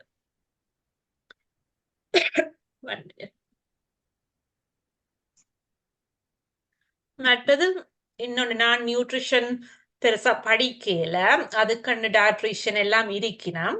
ஆனா அந்த விலை இப்ப எல்லாருக்கும் தெரியும், விலைவாசி சாப்பாட்டு சாமான் எல்லாம் கூட கொண்டு போகுது. ஆனா நாங்க கொடுத்து வேண்ட பொருள் அதுக்குரிய புரதம் இருக்கா? இப்ப நாங்க ஒரு $5 ஒரு சாப்பாடு வேண்டோம்னா அது பெறுமதியா எங்களோட உடம்புக்கு அது அந்த பெறுமதிக்கு நல்லது செய்ய போதான்றத நீங்க ஆராய்ஞ்சு பார்த்து அதை செய்ய பழகிக்கொள்ள வேணும். அடுத்தது உடற்பயிற்சி. நீங்க நினைக்கலாம், ஏன் நான் இந்த படத்தை போட்ட நானுண்டு. இது கோயில்ல போய் கும்பிடின. நான் சமயத்தை பரப்புறதுக்கு இது போட இல்லை. ஆனா நான் அந்த எங்கட தமிழ் கலாச்சாரத்தையோ அப்படி எடுத்துக்கொள்ளலாம். ஏனென்றா முந்தி எங்கட வாழ்வியல் எக்ஸசைஸும் எங்கட வாழ்வும் எல்லாம் ஒருங்கிணைந்ததா இருந்தது. காலமே எழும்பினா நாங்க கோயிலுக்கு போவோம். அப்ப நடந்து போய்க்கு அந்த 30 நிமிஷம் நட வந்துடும். ஒரு கிழமையில 3 ஒரு கிழமையில 30 நிமிஷம் 3 நாளைக்கு நடக்கணும்ன்றதுதான் டாக்டர்ஸ் அட்வைஸ். அட்லீஸ்ட் குறைஞ்சது 30 நிமிஷம் 3 கிழமைக்கு நடவுங்க. அப்ப நாங்க எங்கிற வழக்கத்துல செவ்வாய், வியாழன், வெள்ளி கோயிலுக்கு போய் வருவோம். அப்ப அந்த 30 நிமிஷம் நட அந்த சமயத்தோடையோ அந்த எங்கட கலாச்சாரத்தோட அது முடிஞ்சிடும். அதுக்காக நாங்க திருப்பி நடக்க போறோம்னு சொல்லி நடக்க போறேன் அந்த காலத்துல. அப்ப அதெல்லாம் ஒரு எங்கட கலாச்சாரத்தோட ஒன்றி உண்டு. அதே மாதிரி கோயிலை சுத்தி அடிப்பம் அதெல்லாம் இப்ப சொல்லினா எக்ஸசைஸ். அப்படி அந்த சில முறைகள் எங்கட வாழ்வியலோட சம்பந்தப்பட்ட அதுகளை எங்களுக்கு செய்ய இயலாட்டிலும் நாங்கள் அதுக்குரிய நடப்பயிற்சிகளை அதுக்குரிய எக்ஸசைஸுகளை நாங்க செய்யணும். சில பேர் சொல்லுவினா, எனக்கு ஆர்த்ரைட்டிஸ் இருக்கு, நான் நடக்க இயலாது. நாங்க இருந்து கொண்டு செய்யற எக்ஸசைஸ் இருக்கு. சேர் எக்ஸசைஸ், யோகா பயிற்சி, அப்படி நிறைய இருக்குது. மற்றது நாங்கள் நோகுதன்னு சொல்லி செய்யாட்டி ஆனா எங்கட எலும்புகள் எல்லாம் வீக்கா போகும். ஒரு நாளைக்கு நீங்க பெட்ல காய்ச்சல் படுத்திருந்தா கூட எங்கட தசைகள் வலுவிழக்கும். அப்படி ஒரு கிழமை இருந்தா இன்னும் கூடுதலா தசைகள் வலுவிழக்கும், எலும்புகள் வலுவிழக்கும். எவ்வளவு எங்கட தசைகளை எலும்புகளை நாங்க பயன்படுத்துறோமோ அந்த இடத்துக்கு அவ்வளவுதான் நாங்க ஸ்ட்ராங்கா இருப்போம். அப்ப எங்கட வீட்டை சொல்லுவினம், எங்கட அம்மாவை கால் உழைதண்டா நான் சொல்றது இன்னும் கொஞ்சம் நடவுங்க அப்பதான் காலொலி மாறுமெண்டா. அப்ப அவன் இப்ப நான் ஏதோ அந்த கூடாம சொல்றேன் இல்ல நான் ஸ்ட்ரிக்டா சொல்றேன், அது இல்ல உண்மை. அதுல உண்மை வந்து கால் உழைவு என்று சொன்னா அது நோ நோ எல்லாருக்கும் வர்றதுதான். ஆனா அதுக்காக நாங்கள் சோர்ந்து இருந்தோம் அல்லது பெட்ல போய் படுத்துக்கொண்டு இருந்தோம்னா எங்களோட கால்கள் இன்னும் வலுவிழக்கும். போன்கள், எலும்புகள், தசைகள் வலுவிழந்தா எங்களோட எல்லா விதமான அங்கங்களும் வலுவிழக்கும். ஹார்ட்டுக்கு வந்து கட்டாயம் எங்களோட இருதயம் நல்லா இருக்கணும்னா நாங்க 30 நிமிஷம் நடக்க வேணும். மற்ற கை கால்களை உங்களுக்கு இயல்பான வேலைகளை நீங்களே செய்து பழகினா உங்களோட அங்கங்கள் அதே மாதிரி இயங்கிக் கொண்டே இருக்கும். இப்ப நாங்க எங்களோட வேலைகளை செய்யாமல் எங்களோட உடம்பு சோர்வு எங்களுக்கு வருத்தம் நினைச்சு நாங்க ஒதுங்குறோம் எங்களோட வழக்கமான வாழ்க்கையில இருந்து. அப்ப எங்களோட அங்கங்களும் இயல்புகளை கொஞ்சம் கொஞ்சமா இழக்க வலிக்கணும். அப்ப நாங்க எவ்வளவுக்கு எவ்வளவு ஆக்டிவா இருப்போமோ அந்த இடத்துக்கு நல்லா. இனி நாங்க கொஞ்சம் தூக்கத்தை பத்தி கதைப்போம். இதுல நான் போட்டது அந்த ஸ்லீப் அப்னியான்னு சொல்ற கதைய பத்தி இந்த படத்தை போட்டேன் நான். அப்ப நாங்க நினைக்கிறோம் குரட்டை விடுறது அது வயது போக வர்றது அது நார்மல் தான். ஆனா அந்த குரட்டையிலையும் விஷயம் இருக்குன்றத சொல்றதுதான் இந்த படத்தை போட்டேன் நான். நித்திரை வந்து எங்களுக்கு ஒரு இன்றியமையாதது. நித்திரை நாங்கள் எங்களுக்கு சின்ன பிள்ளையில இருந்து அது ஒரு எங்களோட உடம்பின் பயாலஜிக்கல் கிளாக்னு சொல்லுவோம். எங்களோட உடம்பு வந்து ஒரு நேர அட்டவணைப்படிதான் இயங்குது. அப்ப அந்த நேர அட்டவணையை நாங்க குழப்பினமோ எங்களோட பிரெயின்ல இந்த மூளையில உள்ள அந்த நேர அட்டவணையை குழப்பினமோ எங்களோட உடம்பும் ஒரு குழம்பி போயிடும். அப்ப அதுக்கு அந்த நித்திரையை வந்து அந்த நித்திரையை நாங்க குழப்பினமோ எங்களோட உடம்பின் எல்லா ஹோர்மோன்ஸும் குழம்ப வலிக்கிறோம். அப்ப கட்டாயம் நாங்க நித்திரைய ரெகுலேட் பண்ணணும். இப்ப நான் ஸ்லீப் கிளினிக்ல வேலை செய்ய வந்தா இப்ப எத்தனை மணி படுக்க போறீங்களா நிறைய பேருக்கு தெரியாது எத்தனை மணிக்கு படுக்கிறோம்னு. அதுதான் முதலாவது இம்பார்ட்டன்டான விஷயம். ஒரு டைம் ஃப்ரேம். அதுக்காக 5 மணி 5 நிமிஷத்துக்கு படுக்க போறேன்னு இல்ல. ஆனா இப்ப ஒரு 9 தொடக்கம் 10 நான் படுக்க போறேன்னா எல்லாத்தையும் ஒரு 10 தொடக்கம் 11 அப்படியான ஒரு டைம் ஃப்ரேம் இருக்கணும். அதுக்காக 8 மணிக்கும் படுப்பேன் 12 மணிக்கும் படுப்பேன்டா அது உங்களோட உடம்ப சரியான சரி நிறைய விதத்துல பாதிக்கும். அப்ப நாங்கள் எங்களோட ஆரோக்கியத்தை நல்லதா வச்சிருக்கணும்னா சின்னல இருந்து நாங்கள் நேரத்தை ஒரு ரூட்டீன் ஒரு சரியான டைமுக்கு நாங்க படுக்க போக வேணும். அது 1-2 நாள் விதிவிலக்கு. அதுக்காக நாங்க பயப்பட தேவையில்லை. நான் எவ்வளவுக்கு எங்களுக்கு நாங்க அதை மெயின்டைன் பண்ணலாமோ அதை நாங்க மெயின்டைன் பண்ணணும். ஏன்னா எங்களுக்கு வயது போக போக தூக்கம் குறையும். 6 மணித்தியாலமாவது வயது போக நாங்க தூக்கம் சில வேலை 8 மணித்தியாலம் 9 மணித்தியாலம் நித்திரை வர்றது கஷ்டமா இருக்கும். அப்ப அட்லீஸ்ட் 6 மணித்தியாலமாவது நாங்க நித்திரை கொள்ளணும். அடுத்தது தூக்கம் வராம இருக்கிறதுக்கு நிறைய காரணம் இருக்கு. அதை பத்தி நான் சொல்றேன். அடுத்தது எழும்புறதும் நாங்கள் நிறைய பேர் இப்ப வேலைகள் சின்ன பள்ளிக்கூடம் போகணும் படிக்கணும் அப்படியான நேரங்களை நாங்க எல்லாம் வச்சு எழும்புவோம். இல்லையாண்டாலும் எங்களோட உடம்பு எங்களுக்கு தேவையான நித்திரை முடிய எங்களுக்கு முழிப்பு வேற. அப்ப அந்த அவர்ஸ் தான் எங்களுக்கு தேவை. எல்லாருக்கும் 8 மணித்தியாலம் நித்திரை தேவையான்னு இல்லை. சில பேருக்கு 7 மணித்தியாலத்திலேயே அவை இந்த உடம்பு சொல்லும் உங்களுக்கு காணும் நீங்க எழும்பலாம். சில பேருக்கு 9 மணித்தியாலம். அது அவரவருடைய உடம்பு நிலைமைய பொறுத்தது. அப்ப கட்டாயம் நித்திரை வந்து முக்கியம். அதுலயும் நித்திரை குழம்புறது ஒன்று வந்து உங்களுக்கு நித்திரை தொடக்கத்துல வராம இருக்கிறது அதுக்கு நிறைய காரணம் இருக்குது.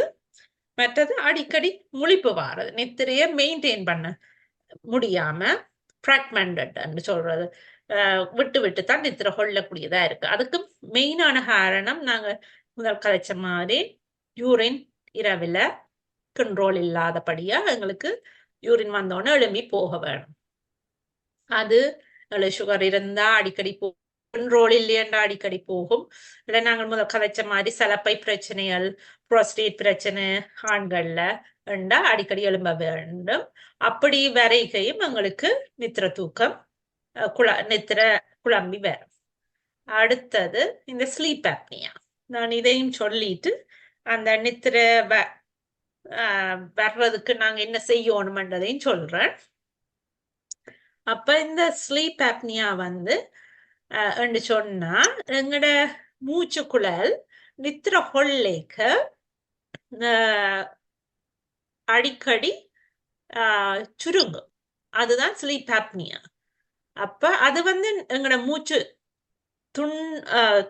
மூச்சு நிக்கிறதண்டு இல்ல, அந்த மூச்சுக்குழல் சுருங்கிக்க எங்களுக்கு அந்த எங்கட மூளைக்கு போற ஆக்சிஜன் அளவு குறையும். அப்ப അതിന്റെ சிம்டம்ஸ் என்னண்டா இந்த ஸ்லீப் ஆப்னியான்னு சொல்றது, അതിന്റെ சிம்டம்ஸ் என்னண்டா கொமனா பார்த்தோம்னா குரட்டை, ஸ்னோரிங்கா இருப்பம், அல்லாட்டி விடிய எலும்பேக்க நாக்கு வறண்டு போயிருக்கும். மற்றது விடிய எழும்பின அப்புறம் எங்களை நித்திர காணாத மாதிரி டயர்டா இருக்கும், நித்திரையில இருந்து எழும்பின ஃப்ரெஷ் இல்லாம இருக்கும். மற்றது எழும்புவோம், அடிக்கடி எழும்புவோம். மற்றது அடிக்கடி யூரின் போகும் ஸ்லீப் ஆப்னியா இருந்தா. மற்றது டே டைம்ல டயர்டா இருப்போம், எங்களுக்கு கொஞ்ச நேரம் விட்டோன்னே நித்திர தூங்க பார்க்கும். மற்றது தலையடி வரும், சில பேருக்கு மார்னிங் எழும்பேக்கிய தலையடியோட எழும்புவோம், பேருந்து எழும்பி 1 மணி நேரத்துல குறையும்.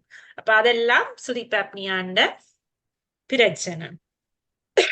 மற்றது சில பேருக்கு பிளட் ப்ரெஷர் கண்ட்ரோலுக்கே வராது. அப்ப அதுக்கு ஒரு ரீசன் இந்த ஸ்லீப் ஆப்னியா. இப்ப இந்த ஸ்லீப் ஆப்னியா இருந்தா என்ன பிரச்சனை வரும்னா, இப்ப கொஞ்சம் சாதாரண கொஞ்சம் குறைவான ஸ்லீப் ஆப்னியா இருக்கிறாக்கள்ல அந்த குவாலிட்டி ஆஃப் லைஃப் எங்கட வாழ்க்கை தரம் குறையும் என்றால், இந்த நேரம் நாங்க சோம்பலா இருப்போம், நித்திர தூங்கி கொண்டிருப்போம். மற்றது குரட்டியால எங்கட பக்கத்துல படுக்கிறவருக்கு கரைச்சலா இருக்கும். அப்ப அதுகள் குவாலிட்டி எங்கட வாழ்க்கையின் தரத்தை குறைக்கும். மற்ற என்ன பிரச்சனை, மிகப்பெரிய பிரச்சனைன்னு சொன்னா, இந்த எங்கட மூளைக்கு போற ஆக்சிஜன் இரவில நாங்க இப்படி குரட்டை விட்டு எங்கட மூச்சுக்குழல் சுருங்கி விரிஞ்சு அப்படி இடையில நிக்க எங்கட மூளை போற ஆக்சிஜன் குறைய போகுது. அப்ப அதால எங்களுக்கு மறதி வாரது, எங்கட டிமென்ஷியான்னு சொல்லுவோம், மறதி நோய்க்கான சாத்தியக்கூறு கூட. மற்றது பிளட் ப்ரெஷர் கண்ட்ரோலுக்கு வராது. மற்றது ஹார்ட் அட்டாக் வாரது, ஸ்ட்ரோக் வாரதுக்கான சான்சஸ் கூட. அப்ப நாங்க இந்த ஸ்லீப் ஆப்னியாவை நாங்க பெருசா எடுக்கிறேல, நாங்கள் அதுக்கு ட்ரீட்மெண்ட்டுக்கும் போறேல, செக் பண்ணவும் போறேல. அத நாங்க சும்மா இந்த அறிகுறிகளை வச்சு குரட்டை விடுற ஒரு ஆளை வச்சு நாங்க அவருக்கு ஸ்லீப் ஆப்னியா இருக்குன்னு சொல்ல முடியாது. அப்ப அதை என்ன செய்யணும்னா, ஸ்லீப் ஸ்டடின்னா நீங்க ஒரு லேப்ல போய் நீங்க ஒரு நாள் முழுக்க நித்திர கொள்ள அதை மானிட்டர் பண்ணி அதுக்கு அதுல வச்சு அந்த நீங்க கொள்ற நித்திரையில உங்களோட மூச்சு எப்படி போகுதுன்றதை வச்சுத்தான் அதை கண்டுபிடிப்பினா. அப்ப அதை கண்டுபிடிச்சாலும் அதுக்கு நீங்க மைல்டா இருந்தண்டா, அந்த ஸ்லீப் ஆப்னியா குறைவான விகிதத்துல இருந்ததுண்டா நீங்க மறந்தொன்னும் அந்த ஒரு விதமான சிகிச்சை முறையும் தேவையில்லை. ஆனால் உங்களை தற்செயலா அப்படி லேபு போய் ஸ்லீப் டெஸ்ட் செய்து கண்டுபிடிச்சா சிவியர் ஸ்லீப் ஆப்னியாண்டா அதுக்கு நாங்க சிகிச்சை எடுக்கிறது மிக முக்கியம். ஏனண்டா அந்த சிவியர் ஸ்லீப் ஆப்னியா இருக்கிறாக்கள்ல ஸ்ட்ரோக், ஹார்ட் அட்டாக், மற்றது மெமரி ப்ராப்ளம், இந்த மறதி ப்ராப்ளம் சரியான காமன். ஆனா நாங்க எங்களோட தமிழ் சமூகத்துல நாங்க குரட்டை விடுறது அது நேச்சுரலோ அல்லாட்டி அது நோபலன்னு நினைச்சு நாங்கள் அதை முக்கியத்துவம் கொடுக்கறேல. நாங்கள் அதுக்கு முக்கியத்துவம் கொடுக்கணும். உங்களுக்கு தெரிஞ்ச ஆக்கள் யாரும், உங்களோட பிள்ளைகள், உங்களோட சகோதரங்கள் யாரும் அப்படி குரட்டை விடுறவை அப்படி அவைக்கு ப்ராப்ளம் இருக்குன்னு நினைச்சா நீங்க அவைக்கும் சொல்லுங்க. நாங்க உங்களுக்கு இத பற்றி ப்ராப்ளம் இருந்தா இத பற்றி கதைக்கணுமெண்டா நீங்க இப்ப என்னட்ட கேட்கலாம். அடுத்தது நித்திர வராம இருக்கிறது என்ன பிரச்சனை? நித்திர வராததுக்கு நிறைய காரணம் இருக்கு. அப்ப சில பேர் சொல்லுவினம் நான் போய் படுத்தோட்டு நித்திர வருது இல்லையண்டா, அதுக்கு முதலாவது காரணம் எங்கள்கிட்ட ஒரு ரூட்டீன் இல்லாத. அப்ப நித்திரைக்கு நாங்க சரியான நேரத்துல போய் படுக்கோடும், சரியான நேரத்துல எழும்போணும். மற்றது கன நேரம் நாங்க பெட்ல இருந்தாலும் நித்திர குவாலிட்டி ஆஃப் ஸ்லீப்னு சொல்லுவோம். அந்த நித்திரையின் இது சரியா இருக்காது. அப்ப நாங்கள் 8 மணித்தியாலம் 8 மணித்தியாலம் தான் பெட்ல இருக்கோம். நாங்கள் நோகுது அல்லது வேற உடல் பாதைகளால நாங்க பெட்டை வேற இதுக்கு யூஸ் பண்ணோம்னா அந்த நித்திரையின தரம் குறைவா இருக்கும். அப்ப நாங்க பெட் டைம் பண்றது பெட்ல இருக்கிற டைம் நித்திரை தான் போகணும். அதுக்கும் 8 மணித்தியாலமோ 6 மணித்தியாலமோ எங்கட நித்திரை நேரம் மட்டும்தான் அந்த படுக்கையை யூஸ் பண்ணணும். அது முதலாவது. மற்றது இந்த எங்கட coffee drinks, coffee, coke, tea எல்லாம் எங்கட நித்திரைய குழப்பும். நித்திரை வராம செய்யும், நித்திரை கொண்டாலும் அடிக்கடி எழுப்பும். அப்ப நாங்கள் ஒரு 2 மணி பிறகு இந்த டீ குடிக்கிறது, காஃபி குடிக்கிறது, கோக் குடிக்கிறது அது மெயின் காரணம். ஏன்னா அந்த சின்ன ஹேபிட், ஒரு டீய பின்னேற்ற குடிச்சிட்டு நித்திர கொள்ளாமறதை விட இந்த டீய 2 மணி குடிச்சிட்டு நிப்பாட்டுறது எங்களுக்கு எங்களோட ஆரோக்கியத்தை மேம்படுத்தும். மற்றது மெயினா நான் சொன்ன மாதிரி தொலைபேசியின் அந்த ஸ்கிரீன், மற்றது இந்த எல்இடி இந்த இப்பத்த லைட்ஸ் சரியான பிரைட் எங்களோட பிரெயினுக்கு. எங்களோட பிரெயின் அந்த நான் சொன்ன மாதிரி பயாலஜிக்கல் கிளாக்கின் படி எங்களோட உடம்பின் நேர அட்டவணைப்படி தான் அந்த எங்களோட பிரெயின் இயங்கி கொண்டு இருக்குது. அப்ப அதை இன்டரப்ட் பண்ணின இப்ப நாங்க டூ மச் ஸ்கிரீன் டைமை கொடுத்து இந்த போனுகள்ல வர லைட்டுகள் ஸ்டிமுலன்ஸ் எல்லாம் கொடுத்தோம்னா அது எங்களோட பிரெயினை நித்திரகொள்ள ஷட் டவுன் பண்ண விடாது. அப்ப நாங்க அதை 2 மணித்தியாலத்துக்கு முதல் நித்திரை போறோம் 10 மணிக்கன்னா 8 மணி பிறகு நாங்கள் பாவிக்க கூடாது. அதுதான் மெயினான பிரச்சனை. மற்றது நாங்கள் புத்தகம் வாசிக்கலாம், தேவாரம் வாசிக்கலாம், பைபிள் வாசிக்கலாம். என்ன வாசிச்சாலும் உங்களுக்கு அந்த ரீடிங் உங்களோட நித்திரைக்கு உதவும். மற்றது தேவையில்லாத கவலைகள் அதுகளை நாங்கள் எழுதி வச்சுட்டு படுத்தோம்னாலும் நித்திரை ஈஸியா இருக்கு. நாங்க கவலைகளோட இதன் குழப்பங்களோட போடும்னாலும் நித்திரை பிரச்சனை கொடுக்கும். அடுத்தது மருந்துகள்.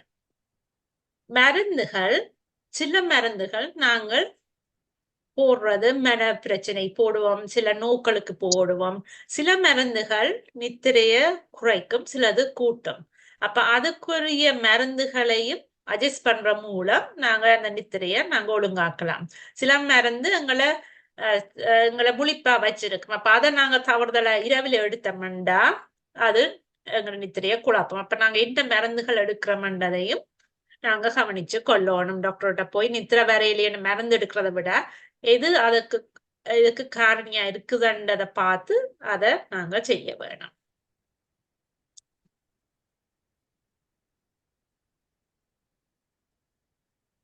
அடுத்தது மன அழுத்தம். அது இந்த உலகத்துல எல்லாருக்கும் மன அழுத்தம் இருக்குதுதான். அப்ப அதை நாங்கள் எப்படி எங்களை அந்த மன அழுத்தத்துல இருந்து தவிக்கிறதுண்டு பார்க்கணும். எல்லா பிரச்சனைக்கும் ஒரு சொல்யூஷன், ஒரு முடிவு எங்கேயும் இருக்கும். அப்ப அதை நாங்க கதைச்சு எங்களோட குடும்பத்தாரோடையோ அல்லாட்டி எங்களோட நட்பு வட்டத்திலேயோ அல்லாட்டி தெரபிஸ்டோடையோ அல்லாட்டி டாக்டரோடையோ கதைச்சு அந்த மன அழுத்தத்தை நாங்கள் எப்படி எங்களால அதை ஹேண்டில் பண்றோன்னு யோசிக்கணும். சில பேர் ஜேர்னல் எழுதுறான்னு சொல்லுவினம், அப்படி எழுத்து மூலம் செய்வேன். சில பேர் மியூசிக் கேட்டு அது மன அழுத்தத்தை குறைப்பினம். சில பேர் இப்படி காமனான இடங்களுக்கு போறது, ப்ரேயர்ஸ், கோயில், சர்ச் அப்படி போற இடங்களால அவை மன அழுத்தம் குறையும். மற்ற சில பேர் சில ப்ரோக்ராம்கள், பாட்டுகள் இதுகளை பார்த்து அதுகளால மன அழுத்தத்தை எப்படி உங்களை மன அழுத்தத்துல இருந்து விடுவிக்கிறதுன்றத நீங்கள் நல்ல முயற்சி செய்ய வேணும். ஏன்னா அது மன அழுத்தம் தான் மிகப்பெரிய காரணி எல்லா விதமான நோய்களுக்கும் மிகப்பெரிய காரணி. அடுத்தது போதைப்பொருள். போதைப்பொருள் நான் இங்க நிறைய போதைப்பொருள் உண்மையான போதைப்பொருள்களை பற்றி நான் நிறைய கதைக்க வரையில, அது தனி டாபிக், அது நிறைய பேர் கதைச்சிருக்கணும். ஆனா அத நாங்கள் தவிர்க்கிறது எல்லாருக்கும் தெரியும், நாங்க பெரிய ஆட்கள் இதுல இருக்கிறவர்கள் எல்லாரும். ஆனா அது நாங்கள் தவிர்க்கிறத போல எங்களோட அடுத்த சந்ததியும் அதை எப்படி தவிர்க்கணும்ன்றத நாங்கள் தான் அவைக்கு கற்றுக் கொடுக்கணும். ஏனென்றா எங்களோட எதிர்கால சந்ததி அதுல நிறைய பாதிப்படைஞ்சு கொண்டிருக்கணும். இனியும் அப்படி பாதிக்கப்பட போயினம்னு தெரியாது. அப்ப எங்களோட ஒவ்வொருவருடைய கடமை எங்களோட அடுத்த சந்ததி அதுக்கு அடிமையாகாமல் இருக்கிறத நாங்க பாதுகாக்கணும். அதை விட நாங்களும் அதுக்கு ஒரு உதாரணமா இருக்கணும். எப்படி நாங்கள் இல்லைன்னு சொல்றது, நாங்க நிறைய பேர் நாங்கள் மது பாவனை செய்யற, நாங்கள் புகைப்பிடிக்கிறது, அதுகளும் போதைப்பொருள் தான். அப்ப அதுகளுக்கு நாங்கள் முக்கியத்துவம் முந்தி கொடுத்திருந்தாலும் இனி அதுகளை கொஞ்சம் கொஞ்சம் குறைப்போம். ஏனண்டா அதுகள் எங்களுக்கு நான் இப்ப ஆல்கஹாலை பற்றி கதைச்சா அது நிறைய உடல் உபாதைகளை தரும். தலையில இருந்து கால் வரை எங்களுக்கு ஆல்கஹாலால பிரச்சனை இருக்குது. அதே மாதிரி புகைப்பிடித்தலாலையும் தலையில இருந்து கால் வரையும் எல்லா விதமான பிரச்சனை, எல்லா அங்கங்களையும் ரெண்டும் பாதிக்கும். அதை விட இந்த மற்ற போதைப்பொருள் பாவனைகளும் எல்லாத்தையும் பாதிக்கும். அப்ப நான் அதுகளை பற்றி விரிவான கதைக்கு இல்லை. ஆனா அதுக்கு நாங்கள் எப்படி இல்லை நோ சொல்லுவோம். நோ சொல்றதுன்றது ஒரு ஸ்கில். இப்ப என் க்ளோஸ் ஃப்ரெண்ட் இன்னைக்கு என்னோட அப்ப நாங்க ஒரு போத்தில் பாவிப்போம்னு சொன்னா, இல்ல நாங்கள் அதுக்கு ஒரு செட் பவுண்டரிஸ் வைக்க நாங்க சொல்லணும். இல்ல இன்னைக்கு ஒரு வழியில நான் போக வேண்டி இருக்கு, இல்ல எனக்கு கொஞ்சம் உடல் நலம் இல்லை, அப்ப நான் இப்ப பாவிக்கிறேன் இல்லையா, அப்படின்னு எங்களோட மனத்தை தைரியமா வச்சுக்கொண்டு நாங்கள் அதுக்கு இல்லை சொல்ல நாங்க பழகிக்கொள்ளோட்டும். அதே மாதிரி அதை எங்களோட அடுத்த தலைமுறைக்கும் நாங்க சொன்னோம்னா நாங்கள் இப்படியான எங்களோட உடம்பு ஆரோக்கியத்தை குறைக்கிறத தடுக்க, நோய் வராம தடுக்கலாம். அடுத்தது சமூக இணைப்பு. நான் இதுல அந்த இக்கிகாயண்டு நீங்க எல்லாருக்கும் உங்களுக்கு நிறைய பேருக்கு தெரிஞ்சிருக்கும். அப்படி ஒரு நூல் இருக்குது, ஜப்பானிய மொழியில உள்ள. எனக்கும் அதுல நிறைய டீட்டெயில் தெரியாது, நான் வாசிச்சிருக்கிறேன். அந்த நூலின் பேர் இக்கிகாய். அதுல சமூக இணைப்பு எப்படி அந்த ஜப்பான்ல உள்ள ஆக்கள் ஒரு கிராமத்திலேயோ ஒரு ஏரியாவில உள்ள ஆக்கள் ஏன் அவன் 100 வயது வரையும் ஆரோக்கியமா இருக்கணும் என்று 2-3 விஞ்ஞானிகள் போய் அதுல ஆராய்ஞ்சு ஒரு புத்தகம் எழுதினவே. அதான் இந்த இக்கிகாய் புத்தகம். அப்ப அதுல எழுதி இருக்கிறோம்.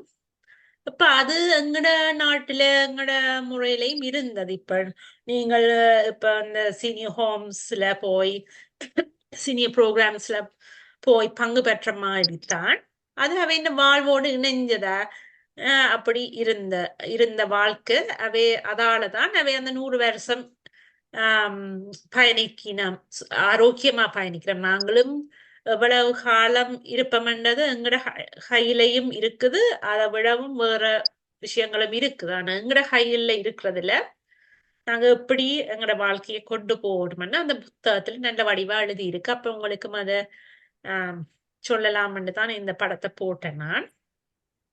அப்ப அதை சொல்லினோம், எங்களுக்கு நாளைக்கு எழும்பேக்கு எங்களுக்கு ஒரு பர்பஸ், எங்களுக்கு ஒரு விருப்பம், எங்களோட ஆள் மனதுல ஒரு விருப்பம் இருக்கணும். இன்னைக்கு என்ன பேர பிள்ளைக்கு ஸ்கூலுக்கு போய்க்க நான் எழும்பி நிக்கணும், இல்லாட்டி எனக்கு இன்னைக்கு நான் வெளியில போய் இன்னைக்கு கோயிலுக்கு போய் வர போறேன். எங்களுக்கு ஒரு பர்பஸ், மார்னிங் விடிய எழும்பேக்க எங்களுக்கு ஒரு பர்பஸ் இருக்கணும் எங்களோட லைஃப்ல. இன்னைக்கு நான் வேலைக்கு போகணும். அப்ப அப்படி ஆனது அதோட எங்களுக்கு விருப்பமானது செய்யணும். அப்ப அதுக்குரிய விருப்பமான விஷயங்களை செய்யக்காட்டு எங்கட உடம்பும் எங்கட மனமும் ஒருமித்து போய்க்காட்டு எங்கட உடல் ஆரோக்கியமா இருக்கும். மற்றது அவை என்ன செய்தவையண்டா அவை அந்த தோட்டங்கள் செய்யறதும் அந்த தோட்டத்துல வார உணவுகளை சாப்பிடுறதும் மற்றது சேர்ந்து சாப்பிடுறதும் தனித்தனியா இல்லாம அவை நண்பர்கள் ஒன்று கூடி சாப்பிட்டு விளையாடி கதைச்சு வயது போக போகவும் அவை அந்த அளத்துக்கு ஒரு ஒற்றுமையா ஒரு கம்யூனிட்டியா இருந்தவை. அப்ப அதுலதான் அவை அந்த 100 வயது வரையும் இருந்தண்டு அந்த புத்தகத்துல சொல்லி இருக்கு. பின்ன அதைத்தான் உங்களுக்கு நான் அது தமிழ்ல யூடியூப் ஆயும் இருக்குது, புத்தக வடிவம் இருக்குது. நீங்க எந்த வடிவத்துல விரும்பினாலும் அதை நீங்க வாசித்தா அந்த சமூக இணைப்பின் இந்த சோஷியல் கனெக்ஷனால எப்படி எங்களுடைய ஆரோக்கியம் மேம்படுதுன்னு நாங்க பார்க்கலாம். நாங்க சும்மா ஒரு யோசிச்சு பார்த்தாலும் நீங்க உங்களோட நன்மையோட உங்களோட துக்கங்களை பகிர்றதன் மூலம் உங்களோட ஸ்ட்ரெஸ் வந்து குறையுது. அதோட ஒரு சின்ன ஒரு விஷயம் அவ ஒரு ஆரோக்கியத்தை பற்றி ஒரு உணவு ரெசிபியோ இல்லாட்டி ஒரு ஒரு ஆரோக்கியமான முறையை பற்றி அவ சொல்லிக்க அது உங்களுக்கு அத பின்பற்றணும்னு தோன்றும். அதை பின்பற்றுவீங்க. உங்களோட ஆரோக்கியம் மாறும்.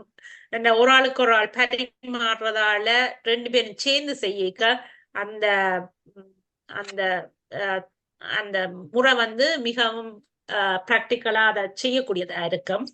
அப்ப நான் நினைக்கிறேன் அந்த சமூக இணைப்பு நண்பர்கள் வட்டமா இருக்கட்டும், குடும்ப உறுப்பினர்களோ இல்லாட்டி அந்த சமூகமா இருக்கட்டும், நாங்க அதை செய்யிக்க அது கூட முன்னேற்றமா இருக்கும். இதுலதான் நான் மெயினா கதைக்க இருந்தது. அதை விட எனது கணவர் மகன் உங்களுக்கு தெரியுமா, அவர் சொன்னார் அதோட மிக முக்கியமானது இப்ப ஒருவரும் மருந்து எடுக்காமல் இல்ல, எல்லோருக்கும் ஏதோ ஒரு வருத்தம் இருக்குது. ஆனா அந்த மருந்து எடுக்கிறத பற்றி நாங்கள் நிறைய பேச சொல்லுங்க. அவர் இருந்தா பேச சொல்லுங்க அதை பற்றி. இந்த மீட்டிங்ல இருக்கிறார தெரியல, நான் வந்துட்டேன். இந்த அதுல ஒரு 5 முக்கியமான இத சொன்னவர் அந்த மருந்துகளை நாங்கள் இங்க வந்து எங்களுக்கு வயது போக போக மறதி இருந்தா அந்த பிளிஸ்டர் பேக்ன்னு சொல்லி அந்த ஒரு பெட்டியில தருவினோம், இல்லையன்னாலும் போத்தல தருவினோம்.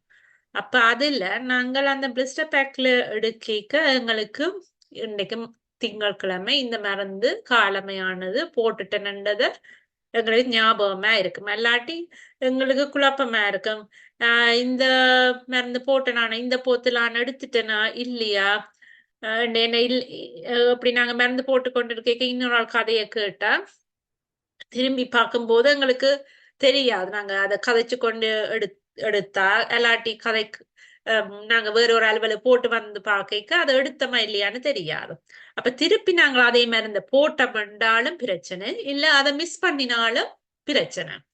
அப்ப அதால நாங்க மருந்துகளை வந்து கவனமா இருக்க வேண்டும். பெற்றது என்ன மருந்து எடுக்கிறோம்ன்றது எங்களுக்கு தெரியும். நான் முதலே சொன்ன மாதிரி உங்களுக்கும் சரி உங்களோட பிள்ளைகளுக்கும் சரி அல்லாட்டி எங்களோட ஹஸ்பண்டோ ஒய்ஃபோ அவைகளுக்கு அதை பற்றி தெரிகிறது நல்ல. நாங்கள் ஊர்ல உள்ளவர்களை பற்றி எல்லாம் எங்களோட குடும்ப உறுப்பினர்களோட கதைப்போம். ஆனா நாங்கள் என்ன மறந்துடுக்கிறோம் ஒரு 5 நிமிஷம் எங்களோட துணைவரோடையோ எங்களோட வீட்டு பிள்ளைகளோடையோ கதைக்கிறதுக்கு அதை முக்கியத்துவம் கொடுக்குறீல. இப்ப எங்களுக்கு திடீரென்னு நாங்க மயங்கி விழுந்தா யாருக்கு தெரியும் நாங்க என்ன மருந்து எடுக்கிறோம்? ஒருவருக்கும் தெரியாது. எமர்ஜென்சி வந்துட்டுது, ஆனா அதுக்கு சின்ன ஒரு காரணமா இருக்கலாம் நாங்க மயங்கி விழுந்தது. அது மெயினா சில வளை இந்த மருந்துகளால இருக்கலாம். அப்ப நாங்கள் என்ன மருந்து எடுக்கிறோம் என்ற விஷயம் எங்கள்கிட்டையும் இருக்கணும், எங்களோட வீட்டு குடும்ப உறுப்பினர்கள்ட்டையும் இருக்கணும். இப்ப நாங்க நிறைய போட்டோக்களை எல்லாம் ஷேர் பண்ணுவோம் எல்லாருக்கும். அதே மாதிரி இந்த மருந்து துண்டையும் எங்களோட குடும்ப உறுப்பினர்களோட பகிர்ந்து வைக்கிறதால நட்டம் இல்லை. அதால நிறைய பிரச்சனைகளை நாங்க தடுக்கலாம். அப்ப எல்லாத்த மருந்து லிஸ்டையும் பார்மசியில கேட்டீங்கன்னா உங்களுக்கு நீங்க இப்ப என்ன மருந்து எடுக்கிறீங்கன்றத தருவினோம். அப்ப நாங்க சில வேலைன்னு இப்ப ஃபேமிலி டாக்டர்கிட்ட போனா எல்லா மருந்தும் இருக்க மாட்டோம், அவர்கிட்ட இல்லை. ஏன்னா நாங்கள் 5 ஸ்பெஷலிஸ்ட பார்ப்போம். அப்ப 5 பேரும் வேற வேற மருந்துகள் தருவினம், வேற வேற மருந்துகள் ஒவ்வொரு முறை போய்க்கையும் மாத்துவினம். அதெல்லாம் ஃபேமிலி டாக்டர்கிட்ட இருக்காது சில வேலை. அப்ப நாங்க பார்மசி ஒரே ஒரு இடத்துலதான் நாங்க பார்மசி வச்சிருக்கோம். நாங்க சில வேலை வீட்டு பக்கத்துல உண்டு, ஃபேமிலி டாக்டர் உண்டு பக்கத்துல உண்டு, சில வேலை ஹாஸ்பிட்டல்ல ஒண்ணுண்டு, அப்படி நிறைய பார்மசியை யூஸ் பண்ணுவோம். அது பிள்ளை. ஒரே பார்மசியில வச்சிருங்கோ. அது போய் எடுக்கிறது கஷ்டம்னா பிள்ளைகளை கொண்டாண்டாலும் இந்த ரெக்கார்டை ஒரே இடத்துல வச்சிருக்கிறது நல்லா. அப்பதான் எங்களுக்கு என்னென்ன மருந்துகள் எடுக்கிறது, அப்படி மருந்து எடுக்கையும் சிலது ஒரு மருந்தோட ஒரு மருந்து ஒத்து வராத, அதால எங்களோட உடம்பு தான் அதால பாதிக்கும். அப்ப ஒரே பார்மசியில எடுத்தா பார்மசிஸ்ட் சொல்லுவார், இல்ல இந்த மருந்து நீங்க வேற ஒன்று எடுக்கிறீங்க, அப்ப அது இது எடுக்கக்கூடாது, அல்லது அதுவும் இதுவும் ஒத்து வராது. அப்ப சில வேளை அதிண்ட வீரியத்தன்மையை இந்த மருந்து பாவிக்கிறதால குறைக்கும். நிறைய விஷயங்கள் அந்த மருந்து 4-5 மருந்து ஒரு ஆள் எடுக்க பிரச்சனை வரும். அப்ப அதுகளுக்கு எல்லாத்துக்கும் தீர்வு நாங்க ஒரே பார்மசிய வச்சிருக்கிறது. அதோட அவர்கிட்ட கேட்டு ஒரு மருந்து துண்டையும் ஒவ்வொருக்கா நீங்க மருந்த மாத்தும் போதும், உங்களோட ஸ்பெஷலிஸ்ட் மாத்தும் போதும் அந்த புது லிஸ்ட வச்சிருக்கணும். ஏனென்றா நாங்க சில வேளை வேற டாக்டர்கிட்ட போவோம் வேற நோய்க்கு, ஆனா சேம் மருந்தா இருக்கும் வேற வேற நோய்களுக்கு. அப்ப நாங்க ஏற்கனவே எடுத்துக்கொண்டு இருப்போம், ஆனா இந்த மருந்த நாங்க அடுத்த முறை வேற டாக்டர்கிட்ட போய்க்க அந்த டாக்டருக்கு நீங்க எடுக்கிற மருந்து தெரியாட்டி அவர் புதுசா அதே மருந்தையும் எழுதி தருவார். ஆனா நாங்க இந்த டாக்டர்கிட்ட போறதுக்கு நாங்க 2 வருஷம் வெயிட் பண்ணியிருப்போம், இல்லாட்டி 1 வருஷம் வெயிட் பண்ணியிருப்போம். அப்ப நாங்கள் எங்களோட வருத்தங்களும் கூடிக்கொண்டு போகுது. ஆனா நாங்க ஏற்கனவே பாவிக்கிற மருந்தைத்தான் அதே டாக்டரும் தந்தா எங்களுக்கு பிரயோசனம் இல்லை. அப்ப ஆனா அதுக்கு அந்த டாக்டர்கிட்ட பிழையும் இல்லை, எங்களோட பிள்ளையோ எங்கடதான் பிள்ளைண்டா நாங்க மருந்து துண்டை கொண்டு போயில. அப்ப சில பேர் சொல்லுவினா ஒருவரும் சொல்லி இல்லை எங்களுக்கு மருந்து துண்டை கொண்டு வர சொல்லி. அது எங்கட கடமை. எந்த டாக்டர்கிட்ட போனாலும் உங்களோட பேர்ஸுக்கு காசு இருக்கோ இல்லையோ மருந்து துண்டின் பேர் இருக்கணும். அது எங்கட லைஃப நிறைய இடத்துல பாதுகாக்கும். அடுத்தது சில மருந்துகள், இப்ப நாங்க ஒரு டாக்டர்கிட்ட போறோம், நாங்க எங்களோட மருந்து பிளட் டெஸ்ட் ரிசல்ட்ஸ பார்த்துட்டு சில வேளை எங்களை சுகர் மருந்த தரணும். ஆனா நாங்க ஏற்கனவே சுகர் மருந்து எடுக்கிறாக்களா இருப்போம். அப்ப அவைக்கு தெரிஞ்சாதான் அப்ப இனிமேல் நீங்க இந்த மருந்த கூட்டணும் குறைக்கணும், எந்த அளவில் எடுக்கணும் என்றதை சொல்லக்கூடியதா இருக்கும். இல்லையண்டா அவ வேற ஒரு புது மருந்தை தர பாப்பினா ஏற்கனவே நீங்க ஒரு மருந்து எடுக்க அதிண்ட கூடின டோஸ் எடுக்கிறத விட புது மருந்து எடுக்கிறது தேவையில்லாத பிரச்சனை. அதை விட ஒரு மருந்திலேயே நீங்க உங்களோட சுகரை கண்ட்ரோல் பண்ணலாம், உங்களோட ப்ரெஷரை கண்ட்ரோல் பண்ணலாம். ஆனா அதிண்ட அளவு அவைக்கு தெரியும், 8 மில்லிகிராமா 10 மில்லிகிராமான்றது. அப்ப அதுகளை நாங்க கவனிச்சு கொள்ளணும். அப்படி நிறைய மருந்துகள்ல பாவிக்கிறதால நிறைய விஷயங்கள் இருக்கு. மற்றது சில அறிகுறிகள், அப்போது சொன்ன மாதிரி நீங்க ஒரு மலச்சிக்கல் கன்ஸ்டிபேஷன் போறீங்க டாக்டர்கிட்ட. அப்ப உங்களோட மருந்து துண்டு இல்லாம அவர் புது மருந்து அந்த மலச்சிக்கலை தடுக்கிறதுக்கு ஒரு மருந்தை தார. ஆனா உங்களோட நீங்க போடுற ஒரு மருந்து தான் அந்த மலச்சிக்கலை உங்களுக்கு கொண்டுறதுண்டா அந்த மருந்து மாத்துறதுதான் முறை.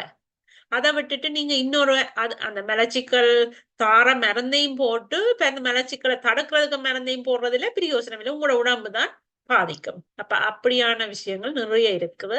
அப்ப மெடிகேஷன் லிஸ்ட்ன்றது ஒரு இம்பார்ட்டன்ட் டாக்குமெண்ட். உங்களோட உறுதியோ உங்களோட மெயினான உங்களோட கல்யாணம் வீட்டு படங்களோ அதுகள் மாதிரி அந்த மருந்து மருந்து சீட்டோ அந்த மெடிக்கேஷன் லிஸ்ட் மருந்துகளோட நேம் லிஸ்ட் வந்து இம்பார்ட்டன்டான உங்களோட பாஸ்போர்ட் மாதிரி ஒரு தேவையான லிஸ்ட் அத நீங்களும் வச்சிருக்கணும், உங்களோட குடும்பத்தவரும் அந்த லிஸ்ட வச்சிருக்கிறது மிக உதவியா இருக்கும், டாக்டர்ஸுக்கும் சரி உங்களோட ஆரோக்கியத்துக்கும் சரி. இவ்வளவுதான் நான் சொல்ல வழிகிட்டது இன்னைக்கு. இனி நீங்க உங்களுக்கு எதன் கேள்வி இருந்தா கேட்கலாம், நல்லாட்டி நாங்க இந்த கருத்து நன்றி. நன்றி லோஜி. இவ்வளவு நேரம் நீங்க சொன்ன விஷயங்கள் எல்லாம் எல்லாருக்கும் நிறைய அனுபவத்தையும் பயனையும் கொடுத்திருக்கும். அவைகளுக்கு இதுல நீங்க சொன்ன விஷயங்கள் கன பேர் அல்லல்பட்டு அதுக்குள்ள மாட்டுப்பட்டு எல்லாம் வந்திருப்பினோம். இந்த மருந்துகள் வந்து மிக மிக முக்கியம்ன்றதை ஒரே பார்மசியில எடுக்கணும்ன்றதை பற்றிய ஒரு விளக்கத்தை நல்ல வடிவா கொடுத்துருக்குறீங்க அவைக்கு. இப்ப அவைகள் கேள்வி கேட்பினோம் உங்கள்ட்ட, நீங்க ஓடையில நிறைய அதுதான் எனக்கும் விருப்பம். ஏனென்றா என்ன உண்மையா நான் அந்த கம்யூனிட்டி ஹெல்த் படிக்க இந்த யூனிவர்சிட்டி ஆஃப் டொரண்டோவில் ஒரு ஆப்பிரிக்கன் ப்ரொஃபஸர் இருந்தவர். அப்ப அவர் சொன்னார், உங்களுக்கு தெரிஞ்ச எல்லாத்தையும் போய் இன்னொரு ஆக்களை திணிக்கிறது தான் எங்களோட பப்ளிக் ஹெல்த்தோ கம்யூனிட்டி ஹெல்த் இல்ல, அவைக்கு என்ன தேவைன்றதை நாங்க கொடுக்கறதா உண்மையான பப்ளிக் ஹெல்த் என்று சொன்னவர். அப்ப நான் எப்பவுமே கவனமா இருக்கிறேன்னா, அப்ப உங்களுக்கு என்ன விருப்பமோ உங்களுக்கு என்ன தேவையோ அதை நான் தந்தால்தான் உங்களுக்கு தேவையானது அதை நீங்க பிரயோசனப்படுத்துவீங்க. கையொத்தர ஆக்கள் இந்த அடிப்படையில நாங்கள் முதல் கேள்வியில கேட்க எனக்கு ஒரு நிமிஷம் தாங்க, நான் தண்ணி போத்துல எடுத்துக்கொண்டு ஓடி வரேன். ஓகே. கருணாநிதி ஐயா, உங்களோட கேள்விய முதல் கேளுங்க வந்த உடனே. நன்றி அம்மா.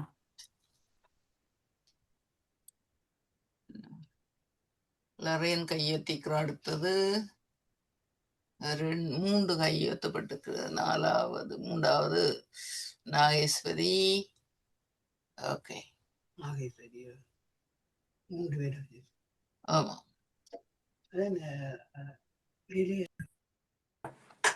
எனக்கு கையோசத்த முடியவில்லை பார்வதி அக்கா. இந்த 3 பேரும் முடிய உங்களுடைய கேள்வியை கேட்போம். உயர்த்திட்டு முதலே அவை கொடுக்க. ஆமா, கொடுத்து நீங்க 4வது.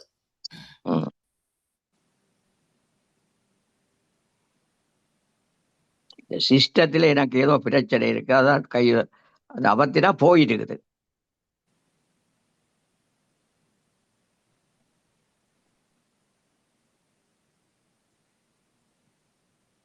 உங்களோட பேத்தின்ற நல்ல பிரசன்டேஷன் நல்லா செய்த வாண்டகி. முக்கியமான விஷயம். இப்ப பாருங்க, நான் இன்றைக்கு இப்ப கொஞ்ச நாளா ஒரு ஆளோட டீல் பண்ணி கொண்டு வரேன். வைஃபை கொண்டு வர மாட்டாம நிக்கிறார் வீட்டுக்கு. அதான் அவவோட கதைக்க வேணும்ன்ட்டு இருக்கிறோம். என்னண்டா அவருக்கு வழி தெரியாம கிடக்கு. அவ ஹாஸ்பிட்டல்ல வெஸ்ட் பார்க்கல. அவையல் கொண்டு போண்டு நிக்கணும். இவர் கொண்டு வந்து தான் பார்க்க மாட்டேன். இவர் தக்கு கொஞ்சம் பெரிய சைஸ். அவரும் என்ன செய்யறதுன்றது பெரிய சிக்கலாயிருக்கு. நான் அண்டை கொண்டு சென்றேன் ஒரே சங்கமோ இதுல இந்த ஹாஸ்பிட்டல்ல பார்வதி அக்கா இப்படி கொண்டு போக முடியாதுன்னு சொல்லி நாங்கள் சொன்னா, நான் அன்றைக்கு சொன்னேன் அங்க ஹாஸ்பிட்டல்லையே இத வசதிகள் இருக்குது. ஆமாம், அது வெவ்வேறு ஹாஸ்பிட்டல். இப்ப நான் சொன்ன இடத்துல அப்படி இல்ல, அது வேற உண்டு. அது கொஞ்சம் தூரத்தையும் இருக்குது இங்க எங்கட இந்த வட்டத்துக்குள்ள. சரியான சென்டினரி ஹாஸ்பிட்டல் அதெல்லாம் இருக்குது. அதுல இருக்கு. அதுல வந்து ஆஃப்டர் கேர் செக்ஷன் இருக்குது.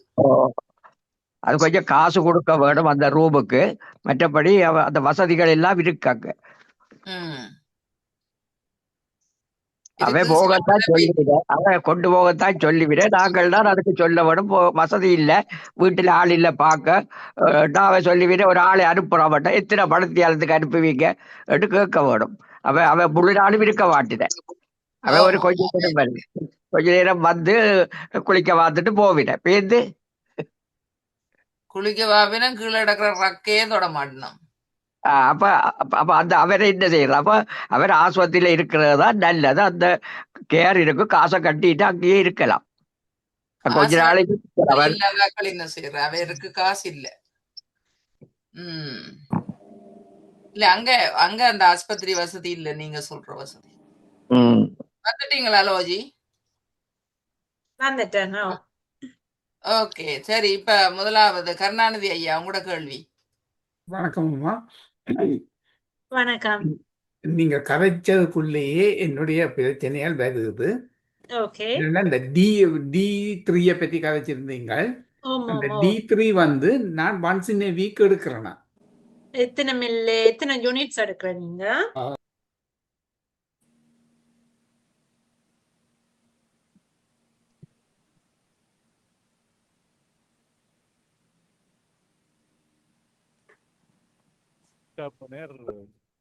டியூட்டி எடுக்க சொல்லுங்க.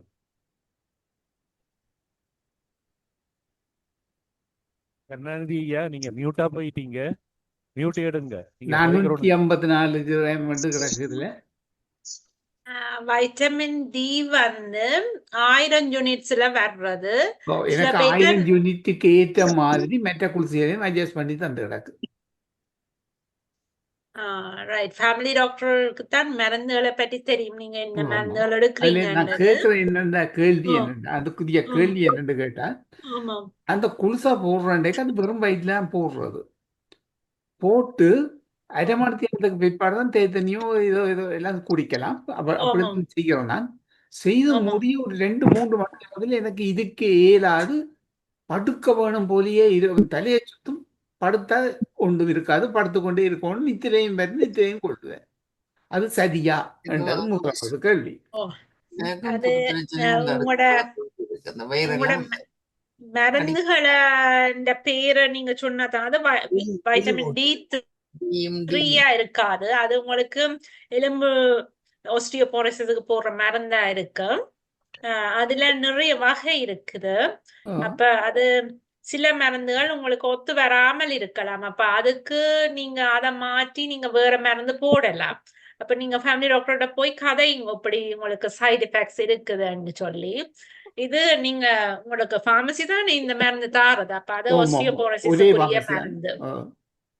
இது ஆஸ்டியோபோரோசிஸுக்குரிய மருந்து. அப்ப நீங்க உங்களோட ஃபேமிலி டாக்டர்கிட்ட போய் இது ஒத்து வரையிலையேண்டா அதுக்கு பதிலா வேற ஒரு மருந்து தருவீங்க. என்ன எல்லா மருந்து நிறைய வகையில இருக்குது ஆஸ்டியோபோரோசிஸ் மருந்து. அப்ப நீங்க உங்களுக்கு ஒத்து வராத போட்டு நீங்க அந்தரப்பட தேவையில்லை. நீங்க ஃபேமிலி டாக்டர்கிட்ட போய் கதைச்சிட்டு நீங்க மாத்துங்க, வேறக்கு போங்க. அது ரெண்டாவது கேள்வி. இந்த யூரின் சம்பந்தமா இந்த இடுப்பு சம்பந்தமா எக்ஸசைஸ் சொன்னீங்க தானே? அந்த எக்ஸசைஸை நாங்க எங்க இருந்து எடுக்கலாம் என்றதை சொல்லுவீங்களா? அது நிறைய யூடியூப்ல இருக்குது. அப்படி கேஜல் எக்ஸசைஸ்ன்னு சொன்னா அதை டைப் பண்ணீங்கன்னா வேற தமிழ்லயும் இருக்குது, இங்கிலீஷ்லயும் இருக்குது. என்ன எக்ஸசைஸ் சொல்லணும்? கேஜல் எக்ஸசைஸ் போடுங்க. நான் சொல்றேன் உங்களுக்கு, அந்த பேஜுக்கு போறேன்.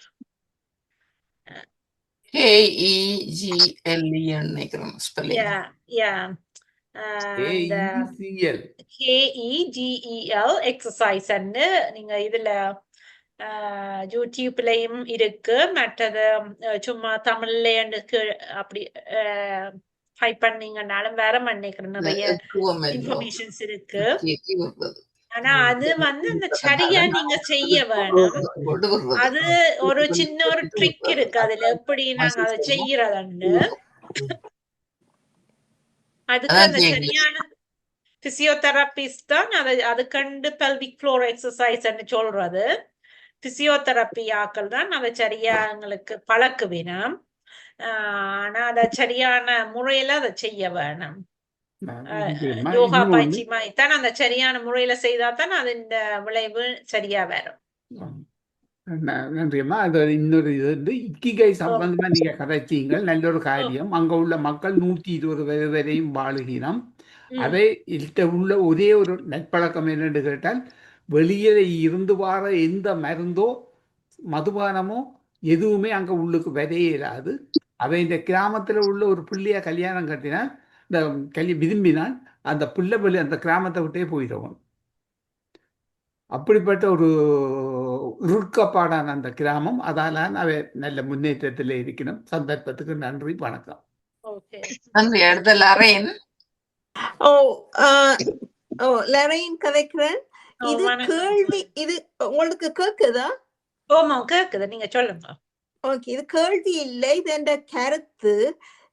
சீனியர் ஹோம்ஸ் தமிழாக்களுக்கு நடத்தினா நல்ல மண்டி யோசிக்கிறேன். என்னன்னா நான் வேற வீடுகள்ல இருந்த, நான் வேற நாட்டாக்கள் வீட்டு அவை ஒரு சுறுசுறுப்பான வேலை இல்ல, அவை ஸ்விப் ஷாட் ஒர்க்கர்ஸ், ஒருங்கா சாப்பாடு பின்ன இப்ப இருக்கிற வீட்டுல தமிழ் லேடி ரன் பண்றவ, அவ 24 hours கேர் ஆறவ, கார்டன் இருக்குது, பெட்ஸ் இருக்குது, சத்துள்ள சாப்பாடு இருக்குது. அதான் இப்படியேதான் வாழ்நாள் முழுவதும் எனக்கு வாழ விருப்பம். அதான் தமிழ் சீனியர் ஹோம்ஸ் நடத்தினா நல்லதண்டி யோசிச்சேன். அப்படி இருக்கோ தெரியாது. அதான் என்ற கருத்து. அப்படி நிறைய சீனியர் ஹோம்ஸ் இருக்குதம்மா இந்த கனடாவில. நான் நினைக்கிறேன் நிறைய வருஷங்களா நிறைய தமிழாக்கள் சீனியர் ஹோம் செய்யணும். அப்படி நிறைய இடங்கள் இருக்குது. ஓகே ஓகே, அது என் மைண்ட ரெஸ்ட்க்கு வைக்குது. Thank you thank you. ஓகே நாயஸ்வரி அம்மா வணக்கம். லோஜிக்கு வணக்கம். எங்களோட பார்வதி அம்மாவுக்கு வணக்கம். நல்ல அருமையாக இன்றைக்கு டாக்டர் வந்த மாதிரி எங்களுக்கு நல்ல கருத்துகள், நல்ல எல்லா பயிர்களையும் சொல்லி இருக்கிறீர்கள். என்னுடைய கேள்வி என்னன்னா, மருந்து முந்தி போத்தெல்லாம் தந்தவை இப்போ ஒரு பேக்கெட்ல தெரியணும் 5 காலமே மத்தியானம் போடுறத ஒன்றா காலமையான் புரிந்து மத்தியானம் புரிந்து தராம ஒவ்வொரு பேக்கா போட்டிருக்கலாம். 5 குடிசி ஒன்றுக்க இரவு போடுறது புரிம்பா வருது. அப்ப நான் அண்டை கேட்டேன், அது சொன்னா 5 உண்டா போடணும். நீங்க இப்ப சொன்ன அந்த கேள்விக்கு வந்தனா அப்படி போடலாம் கேட்டுதான் போடணும். இல்ல அது ஏன்னு சொன்னா, எங்களுக்கு மறதி வருது, இல்ல எங்களுக்கு போடுற கம்ப்ளைண்ட்ஸ் சொல்றது, எங்களுக்கு போடுற இது ஈஸியா இருக்கும். என்னடா நாங்க 3 தரம் போடுறதுக்கும் 4 தரம் போடுறதை விடவும் 2 தரமோ 1 தரம் போடைக்க எங்களுக்கு கட்டாயம் போடுவேன்.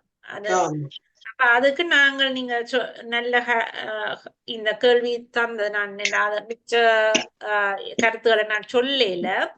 மற்றது நாங்கள் அந்த மருந்த போடுறதுக்கு நாங்க ஒரு ரூட்டீன் தான். அதுக்கும் நாங்க இரவு சாப்பாடு பிறகுதான் எல்லா மருந்து போடுறது, இல்லாட்டி மத்தியான சாப்பாடு பிறகுதான் போடுறதுன்னு ஒரு அளவை வச்சிருந்தா தான் நாங்க மருந்த மிஸ் பண்ண மாட்டோம். இல்லாட்டி எங்களுக்கு நாங்க வெளியில போவோம், வேற அலுவல்கள் இருக்கும். அப்ப நாங்க எப்படியோ சாப்பாடு மெயினா நாங்க ஒரு நாளும் பெரும்பாலும் மிஸ் பண்றோம் இல்ல. அப்படி ரூட்டீனா செய்யறாக்கலன்னா அந்த மருந்து அல்லது படுக்க போக முதல் அப்படியான சில மருந்துகள் சில நேரங்கள்லாம் எடுக்கலாம். அப்படி நாங்க ஒரு அட்டவணையை வச்சிருந்தா தான் மருந்த மிஸ் பண்ண மாட்டோம். சந்தோஷம். நல்ல வாழ்த்துக்கள். நல்ல அருமையா சொல்லி கேட்டுக்கிறீங்க நீங்கள். வணக்கம் டாக்டர். வணக்கம் பார்வதி ஆண்டி. நான் சரோஜினி கதைக்கிறேன். என் குரல் தெளிவா இருக்குன்னு ஒரு எனக்கு எந்த சுகம் இல்ல. நான் என்ன சொன்னா, நான் நீண்ட கால அஸ்மெட்டிக் பேஷண்ட், COPD ஸ்ரீலங்காலே இருந்து வந்தேன். வரக்குள்ளே இருந்து 20 years நான் இங்க இருக்கிறேன். இங்க வந்து அப்புறம் எனக்கு ஆஸ்டியோபரோசிஸ் இருக்குன்னு தெரியும். நாங்க இதெல்லாம் அங்க பாக்குறே இல்ல. இப்ப இங்க வந்து ஃபர்ஸ்ட் டைம் செக் பண்ண கூட எனக்கு ஆஸ்டியோபரோசிஸ் சொன்னவே. அதோடய 20 years நான் வாழ்றேன். அந்த நேரம் எனக்கு ஃபர்ஸ்டா once a day ஒரு டேப்லெட் தந்தோம், பிறகு once a week ஒரு டேப்லெட் தந்தோம். அந்த டேப்லெட் நான் தொடர்ந்து பாவிச்சு கொண்டு வரக்குள்ளேயே கிட்டத்தட்ட 2-3 வருஷத்துக்குள்ள நான் 2 முழுந்து முறிஞ்சிட்டேன். என்ன காரணம்னு தெரியாது. என்ன அப்புறம் என்ன ஸ்பெஷலிஸ்ட் அனுப்பலாம் சொன்னேன்னு கேட்டா, அந்த டேப்லெட்டை நம்ம நிப்பாட்டிட்டு இன்ஜெக்ஷனுக்கு போயிருக்கணும்னு சொல்லிச்சு. அப்ப அது ஃபேமிலி டாக்டர் பிள்ளைன்னு நான் சொல்ல இல்லை. எனக்கு அது தெரியாது. 3 வருஷத்துக்கு ஒருக்கா BMC தெரிய கொண்டு அதால கஷ்டப்பட்டது, அதால பாதிக்கப்பட்டது நான் தான். இன்னைக்கு நான் எதை சொல்றேன்னு கேட்டா, சில விஷயங்கள் நீங்க சொன்ன மாதிரி நாங்க ஒரு இன்னொரு டாக்டர்கிட்ட போவோம், ஒரு அவசரத்துக்கு வாக்கிங் கிளினிக்கு போவோம். அப்ப எங்களுக்கு முழுக்க மெடிசின் இருந்தா தான், நீங்க சொன்ன மாதிரி அடிக்கடி மெடிசின் மாறும், ஒரே பார்மசியா இருந்தா நல்லதா நீங்க சொல்ற கருத்தை நானும் ஏற்றுக்கொள்றேன். அந்த மாதிரி நான் இன்றைக்கு எங்களோட ஃபேமிலி டாக்டர் லீவ் வந்ததால நான் அன்னைக்கு ஒரு வாக்கிங் கிளினிக் தான் போனேன். போக்குல நான் எல்லா டிஸ்ட்டும் அப்படியே கொண்டு போனேன். இப்ப ரீசெண்டா எனக்கு ப்ரெஷர் வந்திருக்கு, ப்ரெஷர் டேப்லெட் என்ன எடுக்கணும்னு எடுத்துக்கொண்டு போனேன். அதே நேரம் நான் இன்னும் ஒரு செய்து என்கிட்ட இருந்து என்ன கொண்டு போனா, அந்த பார்மசில இருந்து ஒரு ரிசீட் தேவைன்னா 5 மருந்து தானே, அந்த 5 மருந்துக்கும் ரிசீட் எங்களுக்கு வேறும், ஆஃபிஷியல் பிரிஸ்கிரிப்ஷன் ரிசீட் வேறும். இது சில நேரங்கள் எங்களோட சீனியர்ஸ் உதவியா இருக்கும். ஒரு 1/2 மாதத்துக்கு நமக்கு முந்தி ஒரு சீனியர் அம்மா கூட்டிக் கொண்டு என் கையில அவட எந்த விதமான தகவலும் என்கிட்ட இல்லை. அப்ப நான் மேசல பார்த்தேன், நான் அந்த மருந்து பேக்குக்குள்ள இந்த லிஸ்ட் இருந்தது. நான் அதைத்தான் உடனே 9 பண்ண காட்டியா வைக்க செய்ய சொன்னேன். இது நான் ஒரு கருத்துரையா தான் சொல்றேன், என்னுடைய கருத்துரையா. மற்றது டாக்டர் என்னோட கேட்டிருந்தேன், என்னால சரியான சோத்துக்கு வர இல்லை, நான் என் வாய்ஸ் என்ன மாற இல்லை. அதனால சீக்கிரமா செய்து கொடுக்கட்டும். உங்களோட கருத்துக்கள் மிக அருமையா இருந்தது, மிக தெளிவா இருந்தது, மிக உபயோகமா இருந்தது. அதுக்கு நன்றி. இந்த தந்தத்தை கொடுத்த பார்வதி மிஸ்ஸுக்கும் என்னுடைய மனமார்ந்த நன்றிகள். நன்றி சரோஜினி. இவருக்கு பதில் சொல்லி போட்டு அடுத்தது பழனிசாமி ஐயா. வணக்கம் அம்மா. வணக்கம் லோஜி. நீங்க அழகு தமிழ்ல இவ்வளவு விவரத்தை, இவ்வளவு விஷயத்தை நீங்க தொடர்ச்சியாக நீங்க சொல்லி இருந்தீங்க. நான் 1-2 மாத்திரத்தான் கணக்க குறிச்சான், கதைக்க நேரம் காணாது. இந்த மருந்தை பற்றி சொன்னீங்க. இந்த ஆன்டிபயோட்டிக்க டாக்டர் சொல்றது முழுக்க போடுங்கட்டு, ஆனா நாங்கள் ஆன்டிபயோட்டிக்க முழுக்க போடுற இல்லை.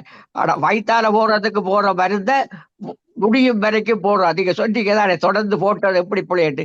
இப்படியான புலகளை நாங்கள் செய்யறோம். ஆனா ஆன்டிபயோட்டிக்க நிப்பாட்டிடுவோம். ஆனா ஆன்டிபயோட்டிக் வந்து முழுக்க போட வேண்டும். மற்றது இந்த மார்பக புற்றுநோயை பற்றி சொன்னீங்க. ஆண்களோ பெண்களோ புற்றுநோய் வந்த பிறகுதானே கண்டுபிடிக்கிறாங்க. மன முதல் கண்டுபிடிக்கிறது இருக்கா? அதை சொல்லி வைக்கலாம் டாக்டர்.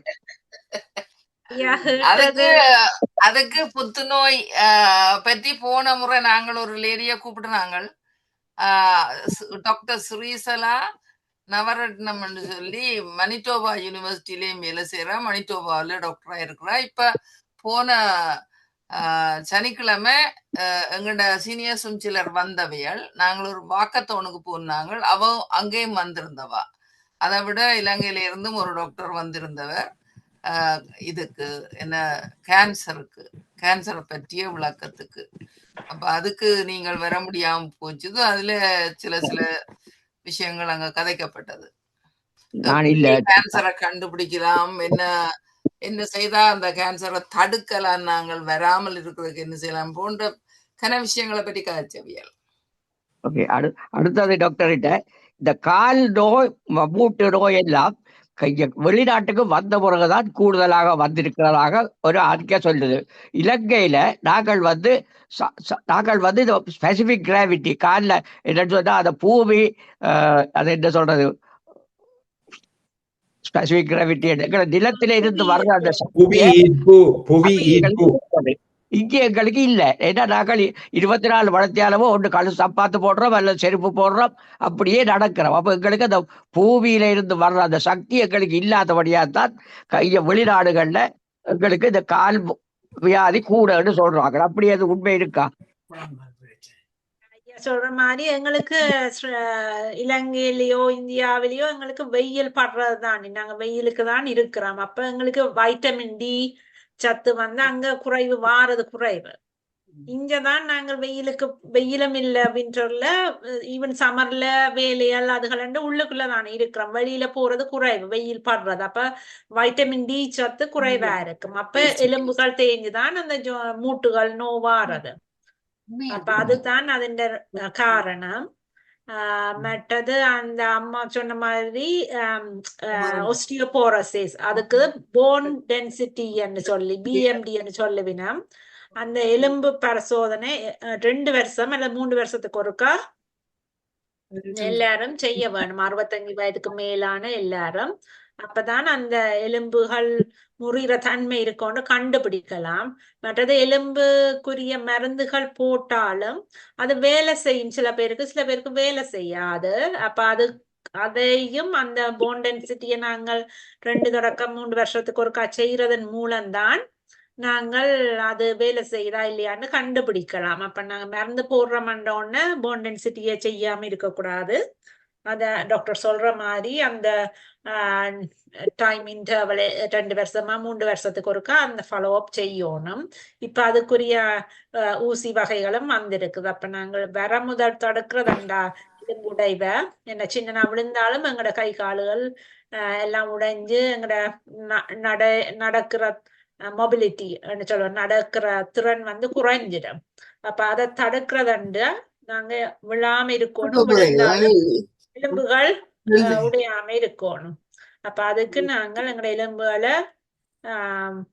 எலும்புகளை வலுவா வச்சிருக்கிறதுக்கு இந்த வைட்டமின் டி, கால்சியம், இந்த எலும்பு ஒஸ்டியோபோரோசிஸுக்குரிய மருந்துகள் உதவும். லோஜினி, உங்களோட ஸ்கிரீன் ஷேரிங் ஒருக்கா எடுத்து விடுங்க. ஏனென்றால் உங்களோட முகத்தை பார்க்க இல்லாம இருக்குது எல்லாருக்கும். அதான் இந்த நித்திரையை பற்றி சொன்னீங்க. இத தொலைபேசி வந்ததாலே நாங்கள் நித்திரையை தொலைச்சு போட்டிருக்கிறோம்.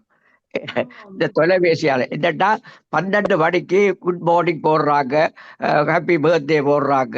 அப்ப இதால நாங்கள் உண்மையாக எங்களுக்கு வருத்தத்தை கூட்டுறதுக்கு தான் நாங்கள் தான் காரணம். வேற ஒரு தடவை இல்லை. டாக்டருக்கு எதுக்கு டாக்டரும் ஒன்றும் செய்யலாது. நாங்களே எங்களை கெடுத்து கொண்டிருக்கிறோம். நன்றி லோஜி, உங்களுடைய அறிவுரைகளை சிலதையாவது நாங்கள் ஏற்று நடக்க வேண்டும். நடந்தா தான் நாங்கள் சுகமா இருக்க வேண்டும். நன்றி. இன்னைக்கு ஆய்வுல வந்திருக்குது. இப்ப நான் வாசிச்சேன் நேற்று. நிறைய எல்லா சமூகங்கள்லயும் இந்த தொலைபேசியால பிள்ளைகள் உருவாகிற நிலைமை மிக குறைந்து கொண்டு போறேன்னு சொல்லி, அத பிள்ளைகள் ஆக்கள் பிள்ளை இல்லைன்னு சொல்லி பிள்ளை பெறுறதே இல்லை. என்னண்டா அது ஆக்கள் நினைக்கணும் அவையல் ஃபேமிலி பிளானிங்ல இருக்குண்டு. ஆனா காரணம் அவைக்கு பிள்ளை கிடைக்குது இல்லை. அதெல்லாம் அவையல் போய் அந்த வேற வேற ட்ரீட்மெண்ட்டுகள் செய்ய போயினோம். அப்ப அதுவும் ஒரு காரணம். இந்த தொலைபேசியால எங்களோட சனத்தொகை எல்லா சமூகத்திலையும் குறைஞ்சு கொண்டு போகுது. டாக்டர், எனக்கு ஒரு கேள்வி உண்டு. என் நண்பருக்கு தான். இப்ப அவர் கடந்த சில நாட்களா திடீர்னு மெலிஞ்சு போனார். சோமில்லின்னு சொல்லி அவரோட மிஸ் சொல்லி நான் பார்க்க போனா ஒரு 2 வீக்ஸுக்கு முன்னம் நல்லா மெலிஞ்செல்லாம் போனார்.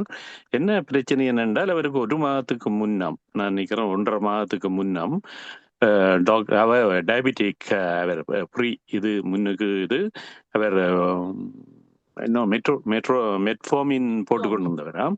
இப்ப ஒசம்பிக் கொடுத்திருக்கிறார். ஒரு 1 வீக்குக்கு ஒருக்கா அந்த இன்ஜெக்ஷன் போட சொல்லி, ஒசம்பிக் ஏதோ சொல்லி நான் இப்ப இந்த பேரை அடிச்சு கேட்டெடுத்து நான் அவர் அந்த அது போட துவங்கின பிறகு அவர் சாப்பிடவே இல்லாமல் இருக்கிறார். ஒன்றுமே தண்டாமல் மெலிஞ்சு ஒரு எலும்புந்தோறும் அந்த அளவுக்கு வீக்கா போனார். ஹார்ட் பேஷண்ட் தான். அப்ப அதுக்கு அவர் என்ன செய்யலாம்? அதை நிப்பா வேண்டாம். அவர் 1 வீக்கு ஒருக்கா இன்ஜெக்ஷன் போட்டுத்தானும் வேணும். ஸ்பெஷலிஸ்ட் போகலாம் இல்ல?